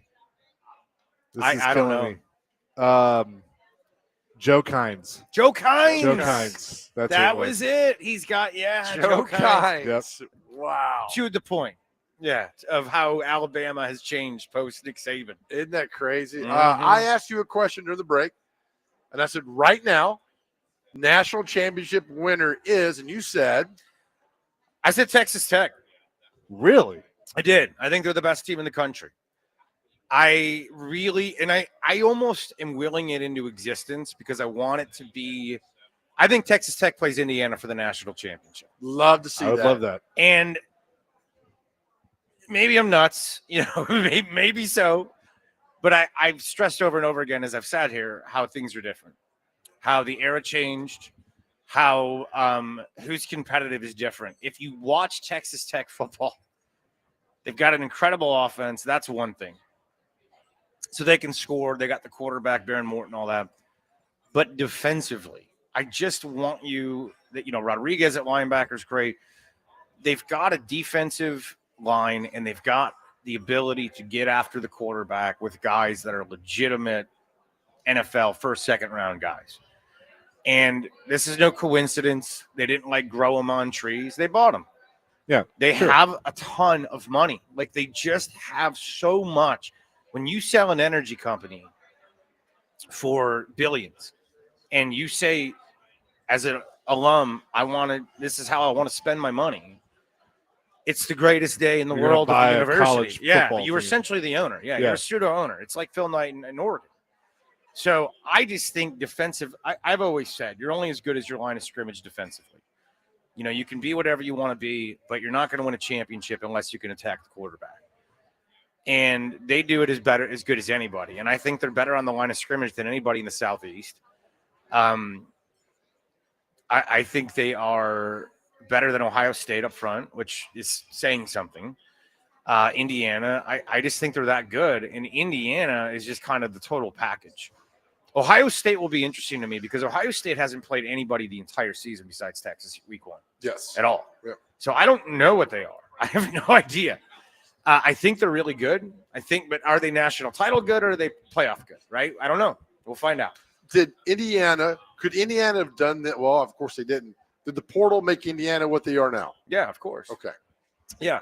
So Kurt Cignetti, and that's what – so if you look at what's going on with Arkansas, Ryan Silverfield, Alex Golish, remind me of who the other hire this was in the Summerall, thank you, at Florida. Essentially what those hires are is you're trying to get the next Kurt Cignetti. So you're trying to get that guy that understands how to operate in this new era and NIL and portal, and you're trying to get a guy that's going to bring together the bulk of his roster, that's going to come in and give you a base, that's going to help you have success, and then you add with the transfer portal and you add with high school recruiting. It's essentially what he did. He took James Madison and he brought the core of his team from James Madison and made the playoff. And this year, there's still a bunch of those guys there. On top of that, they've given him resources in the portal. Indiana, kind of weirdly, they bring nobody thought Kurt Signetti was going to do what he's doing right now. Nobody. But what's incredible is that once it looked possible, the school was like, or the alumni was like, we've been saving our basketball nickels and dimes. We'll be glad to give this to football. And it's incredible right now because I think it's sustainable with Kurt Signetti. I don't think it changes anytime soon. I think he's just got it going. Right. And it's incredible how he's completely changed the culture of that school. Is Mark Cuban the GM? How does he figure out the football? He does something with football now. It's not GM, but it's is he? It's something. It's some sort of. Well, he's money, right? He's money. Yeah. Which is what it is. Yeah. It's money. It's backing. Think about all the businesses that he's associated with that you can get legitimate above table NIL deals with now. Hell, watch Shark Tank, and there's going to be 500 examples of it. So, it's incredible what they've done, and they've almost made it to the basketball program doesn't matter. Isn't that crazy? It's right? Crazy. Who is? You don't have to answer if you don't want to. Who's an imposter that's in the 12 right now? Like they're going to get bounced game one. I worry about Ole Miss getting whipped because of what's going on. I just think it's way too much to overcome. It's real. I mean, these are real people, real kids, real emotions. Lane can call it as transactional as he wants to. And he clearly has. The kids are coming here for money and they don't care and we don't care. Well, the reason you are making this money is because we care as fans. So you better understand that because without them, you're not making anything. But I think, Ole Miss to me would be an opponent I want to play. I think if I'm in there, I'd like to play Notre Dame. I think Notre Dame's good. I'm not sure they're great. I think if you take away Jeremiah Love and make CJ Carr beat you, they do not have the guys on the outside. They're gonna hurt you. I love Marcus Freeman though. I do too. I love think him he's too. A hell of a coach. 100%. But I think they can be handled. Yeah, I agree. And then we'll see what else happens in the playoff. The group of 5 BYU is interesting. They will be really interesting. The thing about BYU that you got to always think about, they might have a little less talent, but all those kids are men. Mm-hmm. They go. No, you're right. Joe laughs, but they go for red. They shirt go on the missions too for 2 years. By the time they get back, they're 4 years into it and married. And have kids a lot of times. Yes. So like you will get my Little League football coach is a guy by the name of Glenn Kozlowski. Glenn played for BYU. He was the 84 Holiday Bowl captain. They won the title that year. Yeah. Right. Yeah. And he played for the Bears, special team guy for the Bears. And he does, I don't know if he still does, but he did WGN radio, pregame, postgame for the Bears, all that. So he went to BYU and I got an education on it big time. And his kids ended up going there. His kid, Brent, and his kid, Tyler, both played for BYU. And I remember I was the same age as Brent.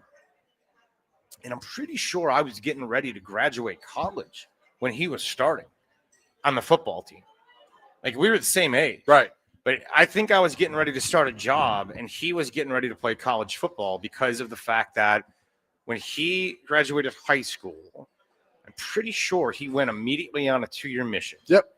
Did he get redshirted? Got redshirted, went on a 2-year mission, and then comes back. I know he got married.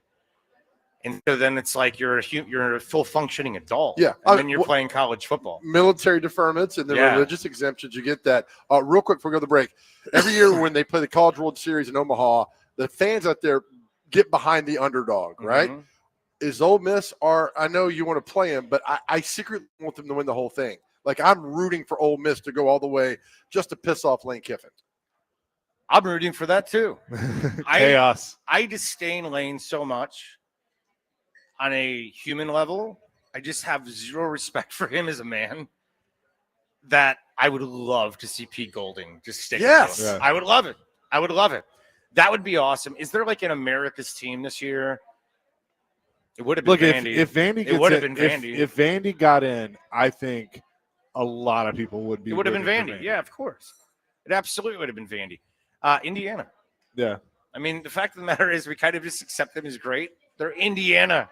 You know what I mean? Like that. And that goes to show you what Signetti's been able to do in 2 years where we're like, yeah, they're Indiana. They're awesome. You know, we just give them the benefit of the doubt. I'm like going through Indiana, like DiNardo, that's Lee it. Corso, Bill Mallory. Yes. I mean, I'm sure there's some I've left out, but I'm forgetting the guy. There was an Cam Cameron.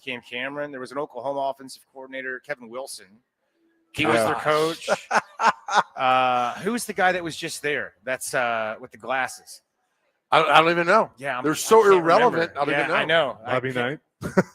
He's probably rolling over his grave somewhere. So you talk about hitting lightning in a bottle. Yes. I mean that was the best hire maybe ever, like without even knowing it. Yep. With Kurt Signetti. So along those lines, and answer this when we come back. Mm-hmm. Because of the change of how everything has changed. Like I just pulled up the list of national champions for the last 20 years, and they're basically all blue blood names. Yeah. Don't answer this yet. Is that going away? We'll discuss coming up next. Chasing Big Joe on 102.5 The Game.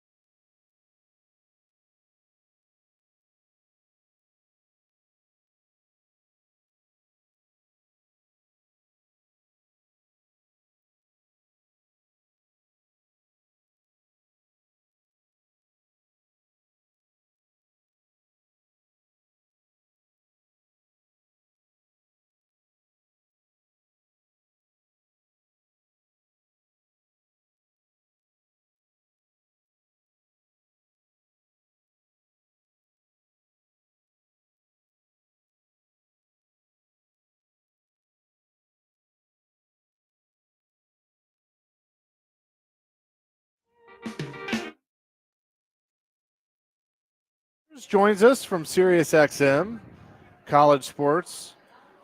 So you look at the last 20 years, chasing Big Joe live at the Omni, and you obviously Alabama's had their run. LSU's got one, Florida State, Ohio State. Clemson kind of had their run in there. Georgia, Michigan. Pretty much your household blue blood college football names. Yeah. With the change that took place, what was it, June 21st, 2021? 2021, yep.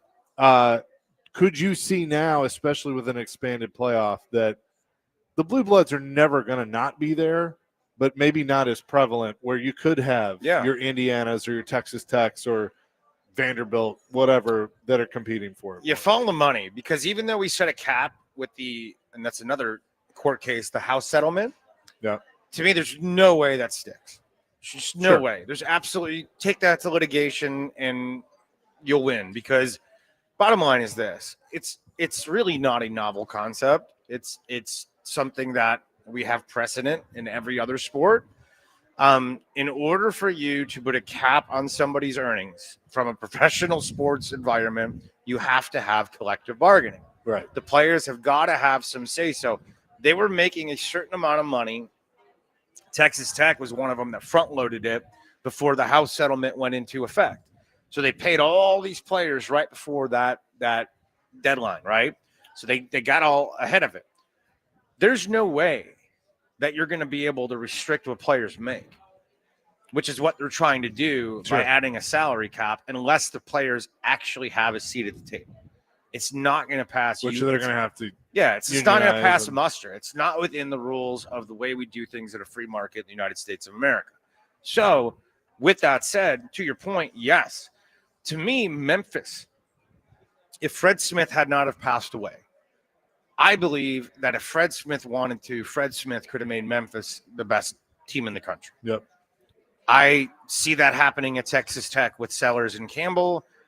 Larry Ellison is doing it with Michigan. They're just a work in progress, but they're going to get there with a young quarterback, which Moore and Underwood.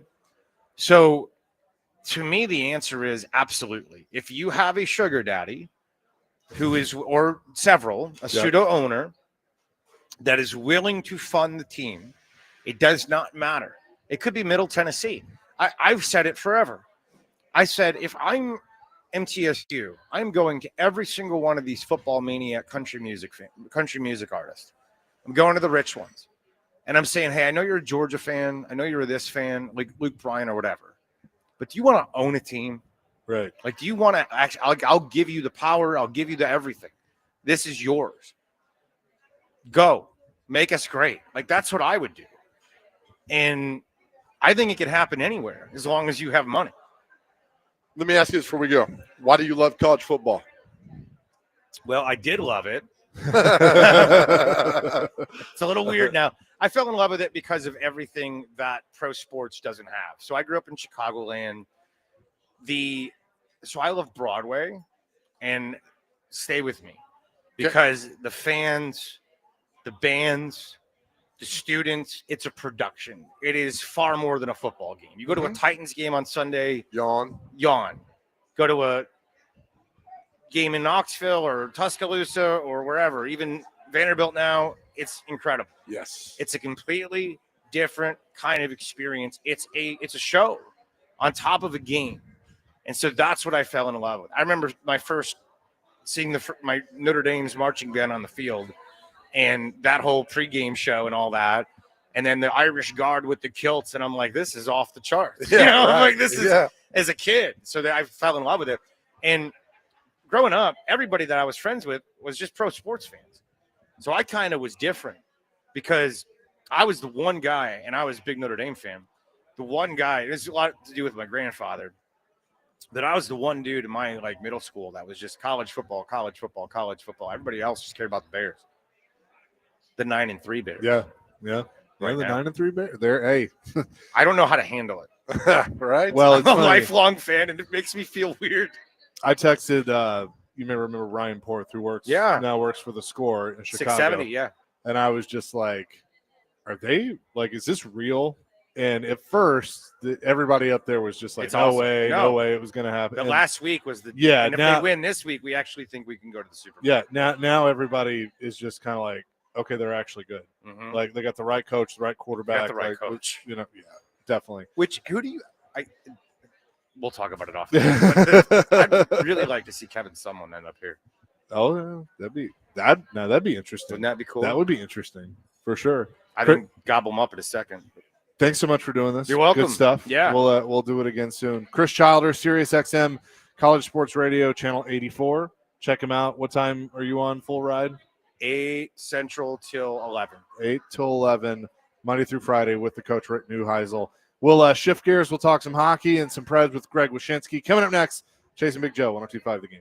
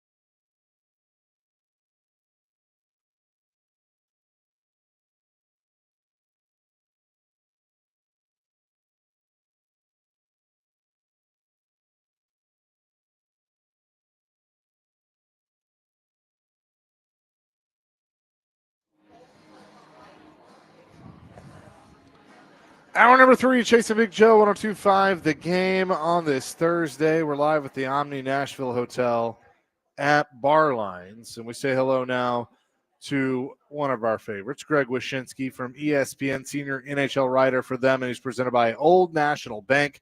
Get old. Greg, what's up? How you doing? What's up? I mean, hey, things are perking up, man. This is a red-hot Predators team that you guys are going to talk about. What are the winners are like, what, 3 of 4 or some such? 3 of 4. And now now they get a chance to play a pathetic last-place team called the Florida Panthers. So, I mean, things are really perking up. Yeah, it was funny. I was talking to Philip Forsberg yesterday, and we were talking about the 3 of 4, and then it's like, oh, by the way, now you got to go to the Panthers, which is a tough place to play right now, and Raleigh with the Hurricanes. So it doesn't get any easier, and then Colorado comes to town. So that should be interesting. But yeah, I mean, they're the guys that need to be putting the puck in the back of the net are Steven Stamkos has woken up, and then you got some rookies that are making a contribution as well. So who knows? Yeah, who knows? I mean, listen, it's nice to see a heartbeat, and it's nice to see a little bit of upward momentum. And listen, man, at this point, it's the kind of thing that can start saving jobs, if you know what I mean. So yeah, let's hope it continues. So let me ask you this, because so many times when, and I'll say it with this situation, I think everybody around the league is looking at Barry Trotz and ultimately going, what are you doing? Why have you not made a coaching change? Going back to last year, I think everybody kind of feels that way. And he has been steadfast that he believes in Andrew Brunette. He wants to see this through. They got a plan. They're going to stick to the plan.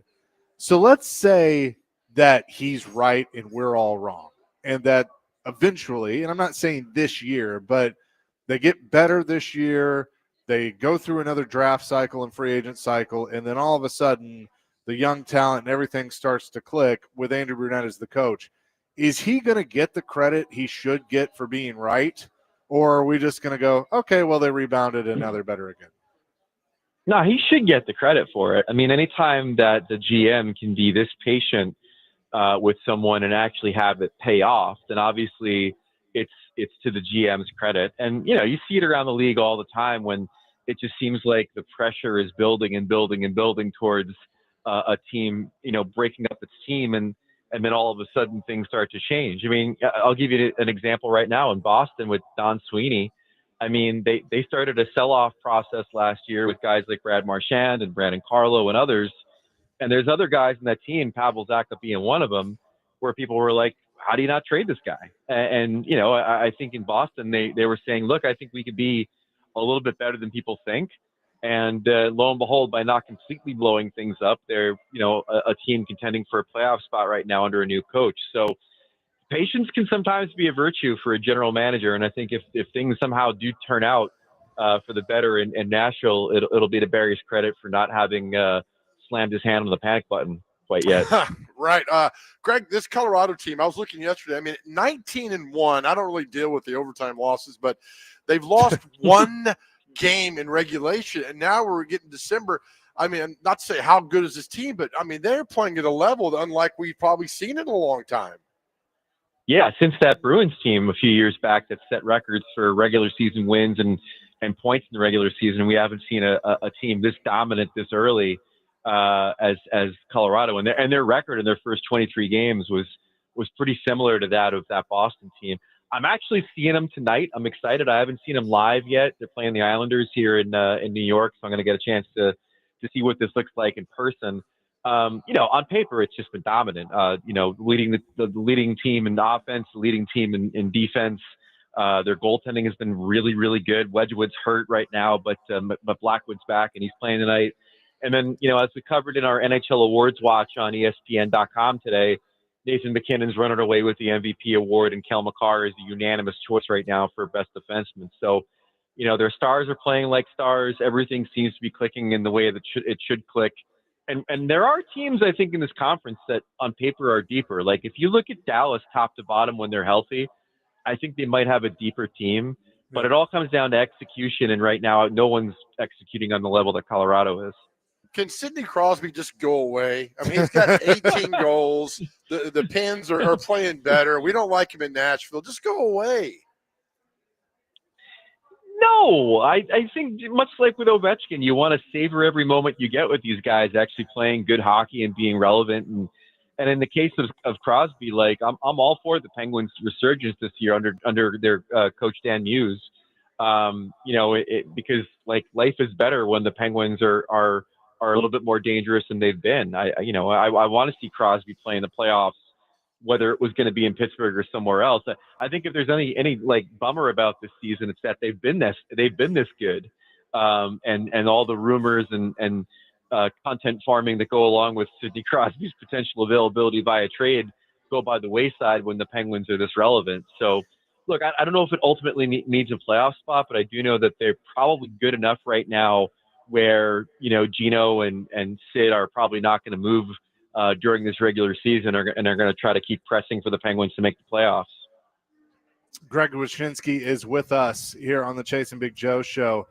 It is interesting. We're in December, and there has not been a coaching change in the NHL to this point.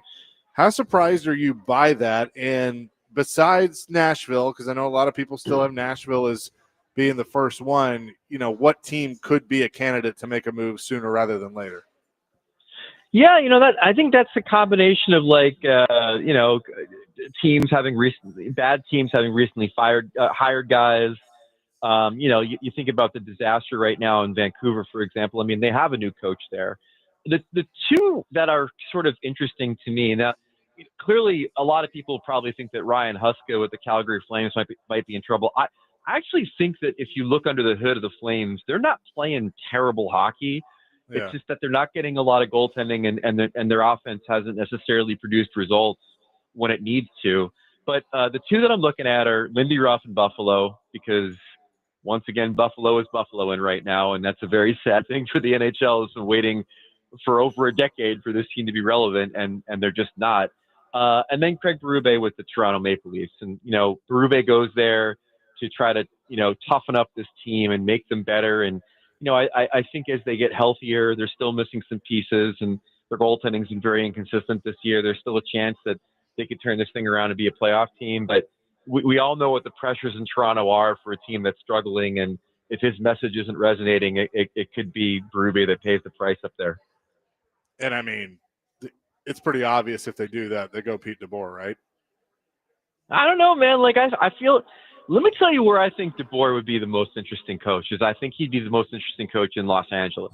Like he knows the lay of the land of the Western Conference. Jim Hiller. I'm still unsure what the love affair with Jim Hiller is in the Los Angeles Kings. Although they've played pretty well under him this year. That's a roster that has some, I think, upward mobility in that conference under the right circumstances. Now, granted, the right circumstances could easily just be don't play Edmonton in the first round. But, DeBoer out in L.A. seems like it could be more of an interesting situation than DeBoer in Toronto.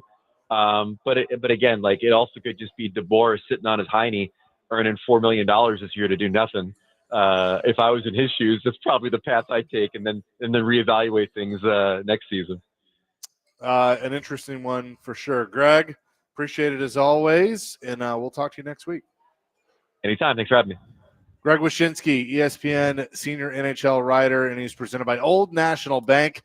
Get old. Coming up next, we're going to tell you about a cool thing going on this holiday season with one of our favorite partners. We'll do that coming up here on the Chase and Big Joe show live at the Omni Nashville Hotel at Bar Lines on 102.5 The Game.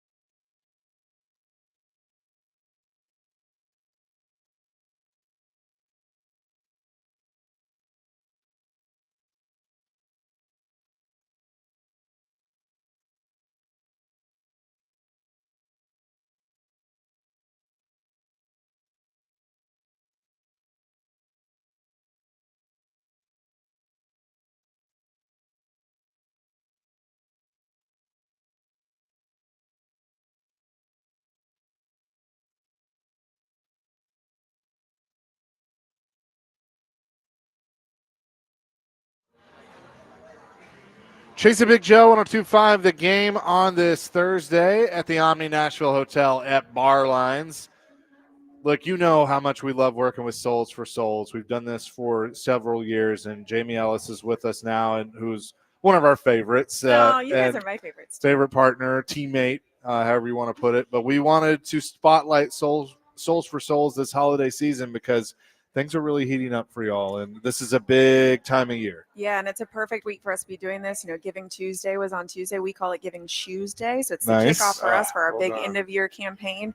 But it's essentially to help provide new athletic shoes to children experiencing homelessness, both here in Middle Tennessee, but across the United States as well. The For Every Kid program. That's right. And so the goal is no matter what, every kid's going to have a pair of shoes. Every kid deserves to have the dignity that comes with a brand new pair of athletic shoes, right? And I think that's more important, especially we're talking on the game, right? When kids have new athletic shoes, they can run, they can jump, they can play, they can do all of these things that give them confidence, give them joy, but it also helps them in school. We know that from our school partners that it helps them attend more regularly. They can also get jobs when they have proper fitting footwear. So it goes beyond just having a nice pair of shoes. It actually matters for their life long term.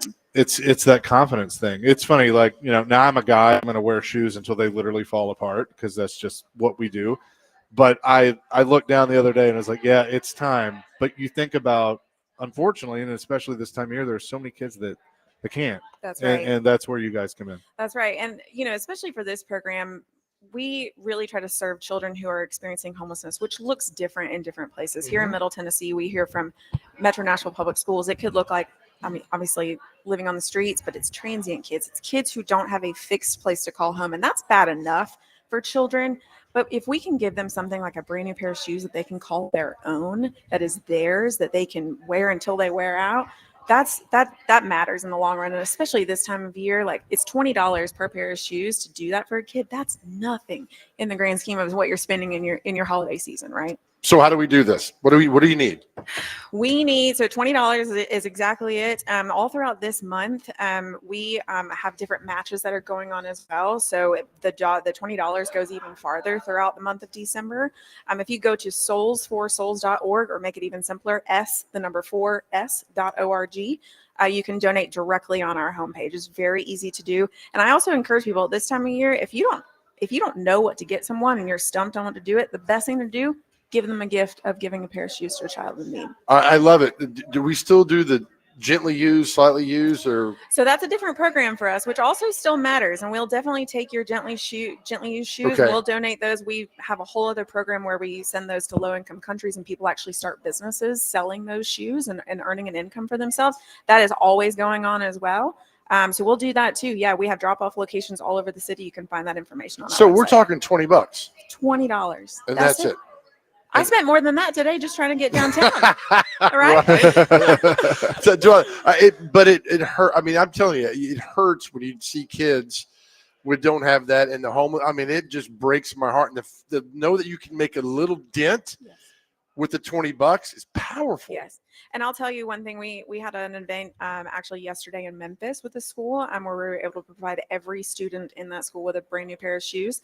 And someone from our team called me and said this kid got a pair of shoes and the very first thing they did was stand up and just run all the way across the gym and run back. So that's what we're talking about. That's the difference that this makes, right? This kid came in with not a great pair of shoes that he couldn't do that in, and that's the very first thing he did as soon as he got them on. Well, I mean, there as a kid, there's nothing more important than shoes, right? There's nothing more important than that. And the look, I can only imagine the look on their face when they see that pair of shoes, for the first time. Because y'all know these are name brand shoes, right? Yeah. These are not just any pair of shoes. These are all the brands you can think of in your head. Those are the shoes we're giving these kids, and they're the things that they want.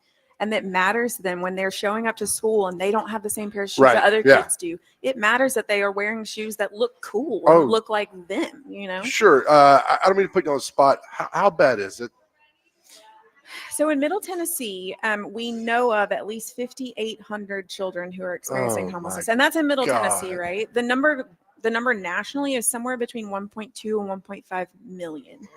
And I mean, we want to get to all of those kids eventually, and we will. We've served to date about 500,000 of those students, but we want to get to more, right? But in Middle Tennessee specifically, we know of 5,800, and we also know that there are more than that. Those are just the ones that are reported through the public school system. Oh, that just breaks my heart. Right. But for $20, That's it. $20. That's it. And you can help one of those soulsforsouls.org. kids. That's it. Yeah. Well, and I can tell you how easy the process is because I just did it. So Attaboy, you go. Chase. Thank you, You're Chase. welcome. I thought he wasn't paying attention, Jamie, Nope, and he's over there making me proud. I'm Always over here making working. moves. Making moves. Oh, that is so great. Yeah. So again, go to soulsforsouls.org and you can donate for the For Every Kid program. How much do you guys have contact with the shoe companies themselves, or is it because I know that kind of makes this move too of their willingness to donate? Well, and that's why we're able to say the $20 number, because we have direct connections with these footwear companies. So it works one of two ways. Either they donate them to us just in kind because they have excess or whatever, or we are actually able to purchase them directly from the distributors. So that's our goal as Souls for Souls. We are kind of a middleman in the way that we have the connections with the footwear companies that other nonprofits, other smaller organizations, especially school systems, don't have. So that's the advantage to the $20 number is we can go and get the same pair of shoes that you can go and buy off the rack for much more than that for $20 because of the relationships that we have in the footwear industry. We did have somebody ask that on the regards of donating slightly used. Do you take work boots? We'll take anything that is still wearable. Okay. So we just tell people for our 4 Opportunity program, that's what that's for, that as long as it's still able to be in use, we will accept it and it will go to someone in need. The basically, when we get shoes like that, we are only able to not use less than 2% of the stuff that we get. Yeah. Oh, okay. And that 2% goes into a recycling program that we have. So everything gets used in that. So yes, please, we will definitely take your workbooks because there are places in low-income countries where they will need that for work. Sure. And they can buy those for less expensive there than they can other places. How does someone, if they know of a family or families, hate saying that plurally, need shoes, how do they reach out to you? So I would actually say working through our partners with like Metro Nashville Public Schools and their public school system, every public school system in the country has what they call a McKinney-Vento liaison. These are people that specifically work with communities in need like this. So that's how we work in the school systems is through those partners. Here in Metro Nashville Public Schools, they're called the HERO program, and they are absolutely heroes. So I would say reach out directly to your public school liaison, and then we work directly through them. It's a much more, it's a better flow that way. Right. We do also obviously help people on a one-on-one basis when we can, but we're much bigger at scale when we're able to say, let's go in and help a school system that has X number of children. Okay. Now I'm going to say this for you because I don't think you would do it. But 20 is great. But if you only give 40, we love it. If you only give it, right? Right. I mean, listen, $20 is your minimum. All right. That's what I challenge everybody to is like, that's one kiddo. But imagine $100. That's 5. Right. Yeah. And the thing is, sometimes you give money, you're not sure where it goes. But now I know you guys, I know the work you do. I know exactly where it goes. Yes. And know too that $20, that is truly from what we call factory to foot. That is the cost that it takes us to work with these footwear companies to ship it, to get it to where it needs to go. So all that $20 that goes directly to those kiddos. So you know, and you can trust that when we say it's $20, that is one kid. Love that. Soulsforsouls.org, SOLES, number 4, SOULS.org, and then /4, number 4, every kid. But that's where you can go. You can donate. Like I said, it's very easy. It's quick. I just did it. And $20 goes such a long way. Yeah. What's the other website you gave us? S4S.org. We just we try to make it as simple S4S. as possible. Okay, I know, there we even go. easier. Number 4S.org. Just $20 to make a difference. That's right. This holiday season, let's do it. Yep. 5,800. That you just. I know. Well, and let's help those kids, right? Yes, ma'am. Let's do it. Absolutely. Jamie, good to see you. Thank you, Thanks so guys. much. And Appreciate anytime you. we can help, let me know. Good to see you. Jamie Ellis joining us from Souls for Souls. We'll come back, check in on some high school football state championships with our friend Jill Jelnick down in Chattanooga. We'll do that next here on 102.5 The Game.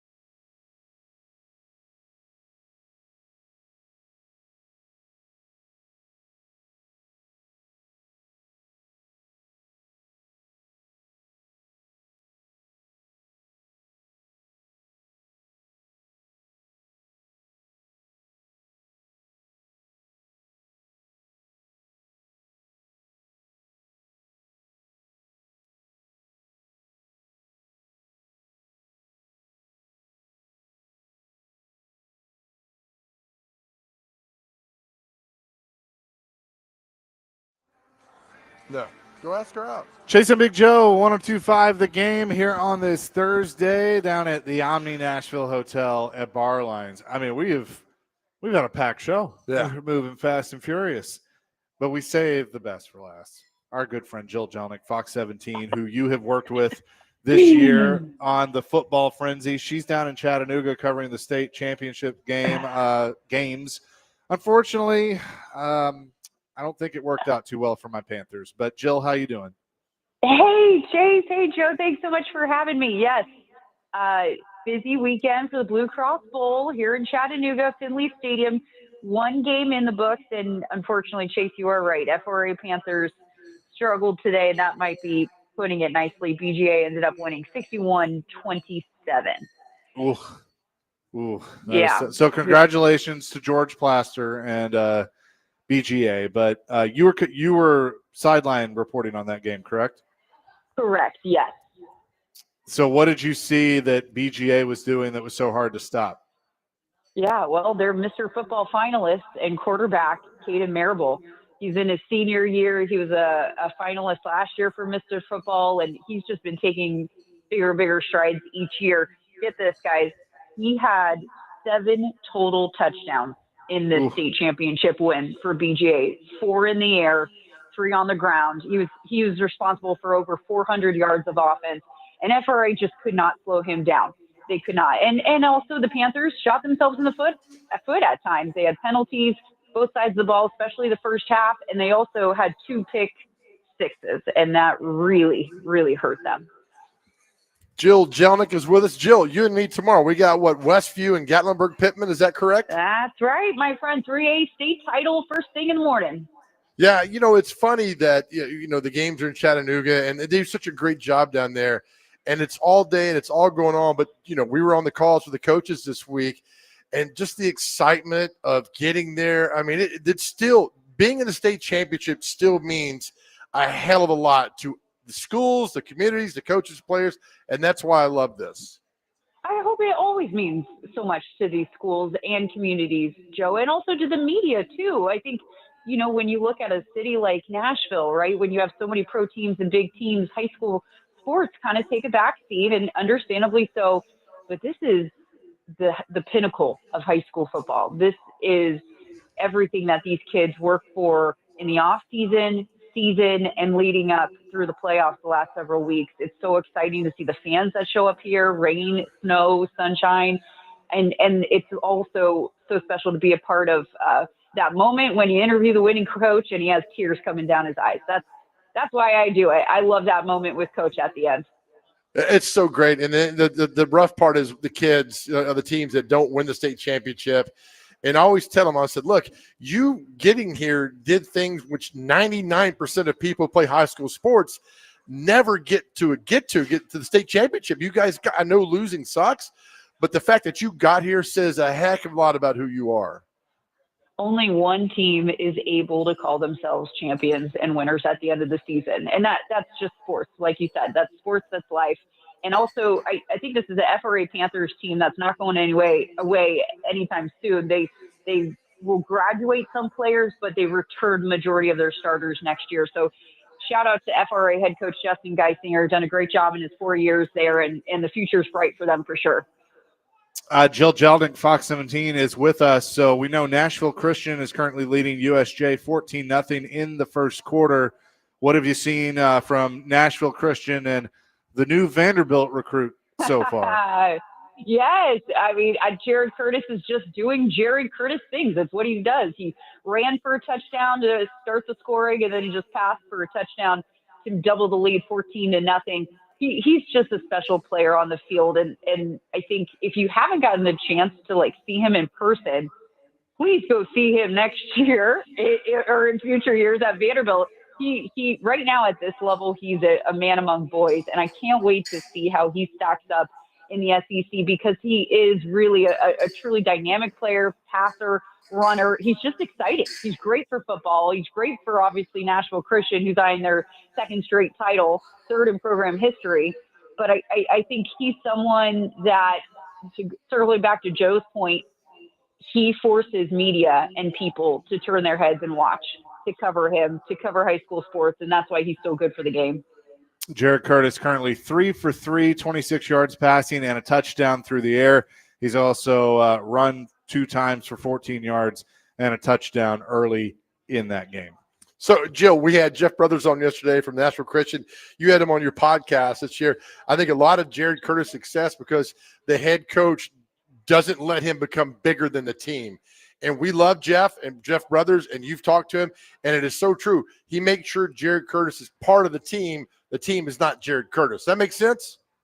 Yeah, absolutely. And I know this because having talked to Jared Curtis for the last several years, watching him go through high school at National Christian, that is exactly his MO. A lot of people don't realize he started very young at National Christian. He's been at that school his whole life. He played these wide receivers on the team with him his senior class. He's been playing with them since like Pee-wee football. So he's had the same friends since middle school, the same teammates since middle school.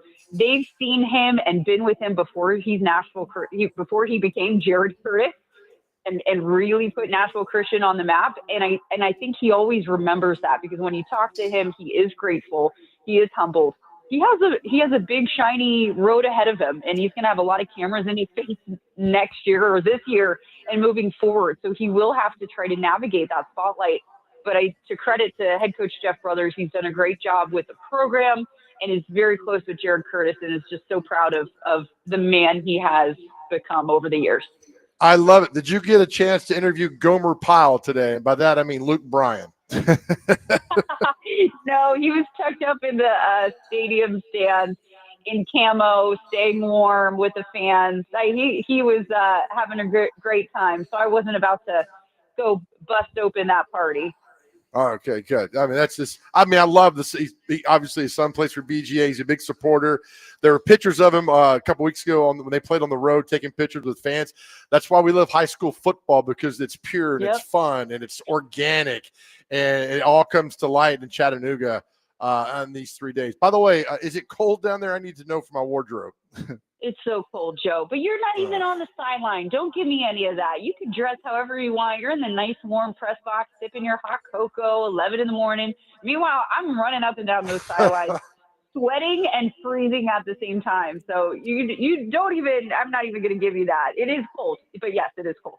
I will tell you this, though, and I'm being serious about you on sideline. We did this 2 years ago, and immediately after the game, you went back and watched everything or getting ready for the next game.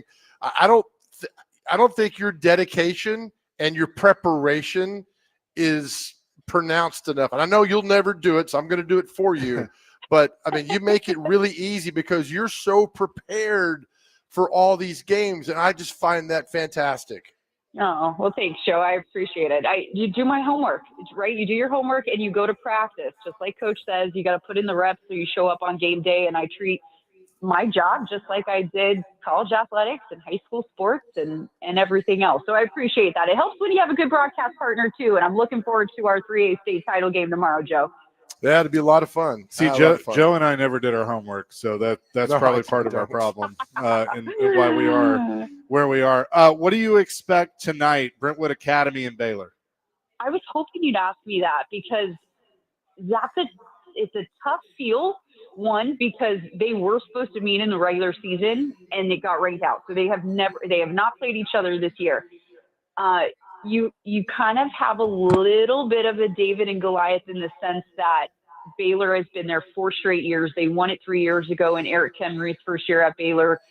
They are so determined, especially after the bad taste in their mouth, losing to Macaulay last year. Baylor is so determined to bring home that trophy. On the other side, you have Brentwood Academy. Hasn't been in this game a long time. Second year of Coach Wade, and he's done a tremendous job. This is a Brentwood Academy program that went 2-10 in 2023. Yes, like that's how they had their worst season in program history just 2 years ago. Then enter head coach Paul Wade. He turns things around and gets them to the title game. Even Coach Wade told me, "Hey, I'm a little surprised we're here so quickly, but I'm glad we're here." So Baylor is clearly the favorite in this, having been here before, having the edge. I want Brentwood Academy to keep it close, but in the end, I think the Red Raiders are going to run away with this one. So I know he doesn't play, but do we think an 8th grader that is on the Baylor team, his father is named Peyton? Oh, man.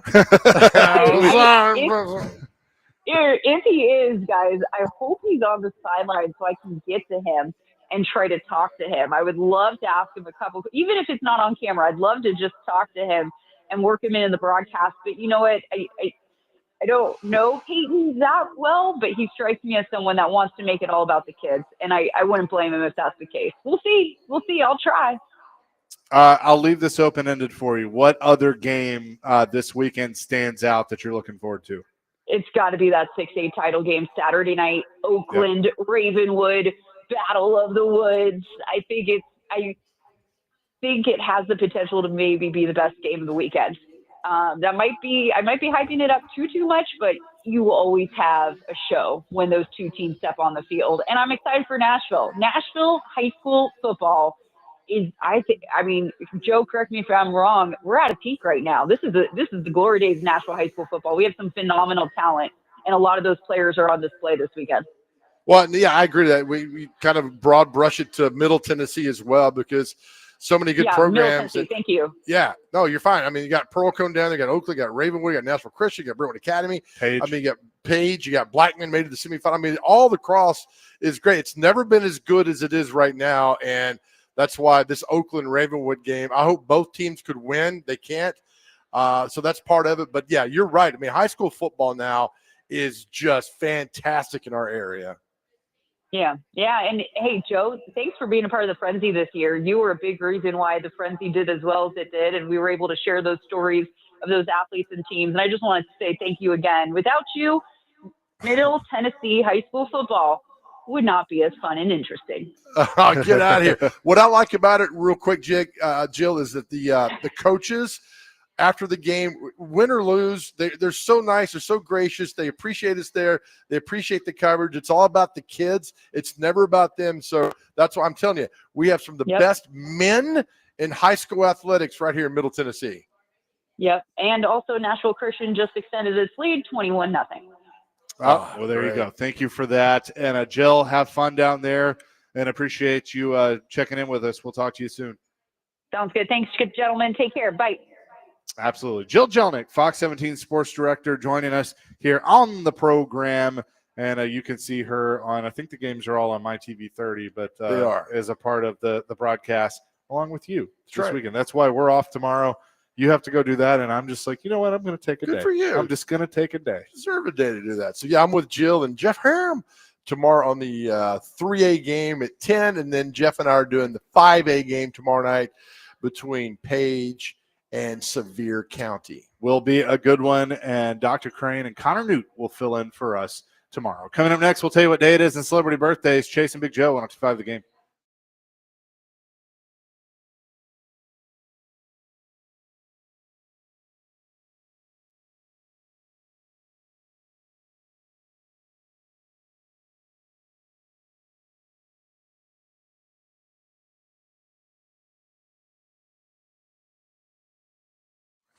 All right, guys, Big Joe here. You know, we've spent so much time on our show the last 2 years talking about mental health, and we hit December and the holiday season can be rough for a lot of guys. I went through it, and if you're going through it too, I'm telling you, the only way out of it is praying and opening up and talking to someone. That's why we are so excited here at 102.5 The Game that we've partnered with Unity Psychiatric Care, just an amazing place right here in Middle Tennessee for you to get well, and it works. I'll tell you, all the time, talking to somebody changed my life, and it could change yours. Here's all you got to do. Just go to GameNashville.com, click on the Chase and Big Joe show, and there'll be a link for Unity Psychiatric Care. Again, so many have reached out to us. We got a partner that cares about you. And listen, you don't have to go through this alone. It's private, it's confidential, and they offer telehealth. And yes, they're based right here in Middle Tennessee. Again, 1-888-508-8002.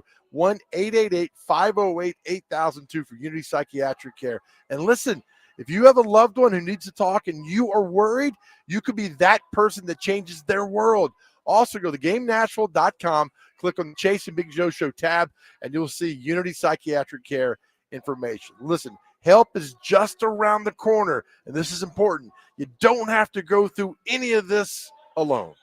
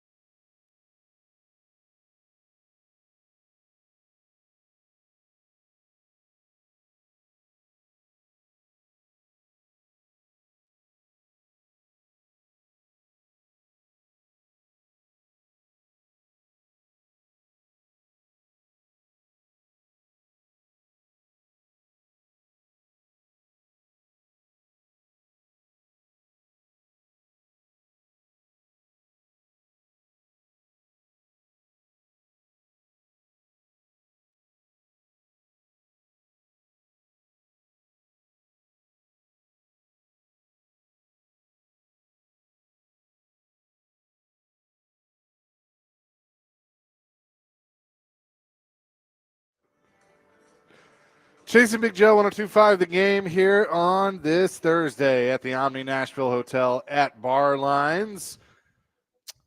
We got to move quick, but let's get to what day is it and celebrity birthdays. All right. First on this, we have National Socks Day. So wear your socks. National Dice Day. If you like playing dice, a little roulette Roll your action. dice. Santa's List Day. Joe did that yesterday. Wear brown shoes day. National Cookie Day. International Cheetah Day. I'm not fast like that. Let's see. Extraordinary Work Team Recognition Day. And last but not least, About Wine Cabernet Franc Day. So up to you guys. Oh, nice job. All right. Good job, Frank. Frank. Tom, for celebrity birthdays, Dr. Crane, you get to go first. How old is Bernard King from the Ernie and Bernie show from Tennessee? Bernard King. 79. 76. 69. Nice. Chase, former Cubs reliever Lee Smith. 58. 57. 68. Dr. Crane, Frank Reich, former Stanford head coach. 54. 61. 64. Chase, one of the best quarterbacks of all time that nobody talks about. Jeff Blake from the Bengals. Yeah. 63. 62. 55. Dr. Crane, is Willie Donick there? He is not. All right. How old is Corliss Williamson from the Arkansas Razorbacks? He's not there because he's in Sunrise, Florida. Oh, okay. My bad. My bad, man. 68. 58. 52. Chase, Joe Thomas, Hall of Fame lineman for the Browns. 44. 46. Guys, you guys, 41. Jeez. Dr. Crane, Jeff Bridges. 58. Like the actor Jeff Bridges? No, the guy that brings you milk in the morning. Thank you. Of course, I'm always going to say that. Sure. That's why when you say, "Can I ask you a question?" I'm going to say you just did. Right. Jeff Bridges, I'm going to say 66. 76. Dr. Crane, Marissa Tomei. Marissa Tomei. Yeah. Right. She's got to be. It's a deceiving look. I'm going to go 62. It's actually not a bad guess. 60. 61. Gosh. Good Lord, you two. Chase, how old is Fred Armisen? What's he in? He was on SNL. Oh, yeah. Okay. He's the drummer. Yeah. In that one? 55. 54. 59. Dr. Crane, Jay-Z. How old's Jay-Z? By the way, it's 0-0. 52. How old's Jay-Z? How old? 52. Okay. 56. 56 exactly. All right. Chase, how old's Tyra Banks? Tyra Banks. 52. 57. 52 exactly. We're not done. Real quick. Dr. Crane, you're up next. How old is Southside Johnny of Southside Johnny and the Asbury Jukes? 72. 70. 77. Chase, how old's the drummer of Diamond Rio, Brian Prout? 61. 63. 70. Dr. Crane, how old is Chelsea Noble from Growing Pains? She's married to Kirk Cameron. 57. 48. 61. Chase, how old's Lila McCann, country singer? 31. 38. 44. And that's it. Right. Chase wins 4-0. Dr. Crane. Bummer. Hey, we've had a back and forth this week, so good stuff. That is going to do it for us today. I'll have Pred's pregame for you coming up at 5 o'clock. As we leave our show all the time, you just heard us talking about Unity Psychiatric Care. If you need to talk to somebody and you're a guy and you're going through something, please reach out and talk to someone. We're available all the time. We'd love to talk to you and hear what's going on and tell you how much that we love you and how much Jesus loves you and how much we need you here. Please reach out to us anytime. Our world is a better place because you are here, and we love you guys. And please know that, and please know more than anything else in this world is that God loves you. Peace, love, rock and roll. DVD is next on 102.5 The Game.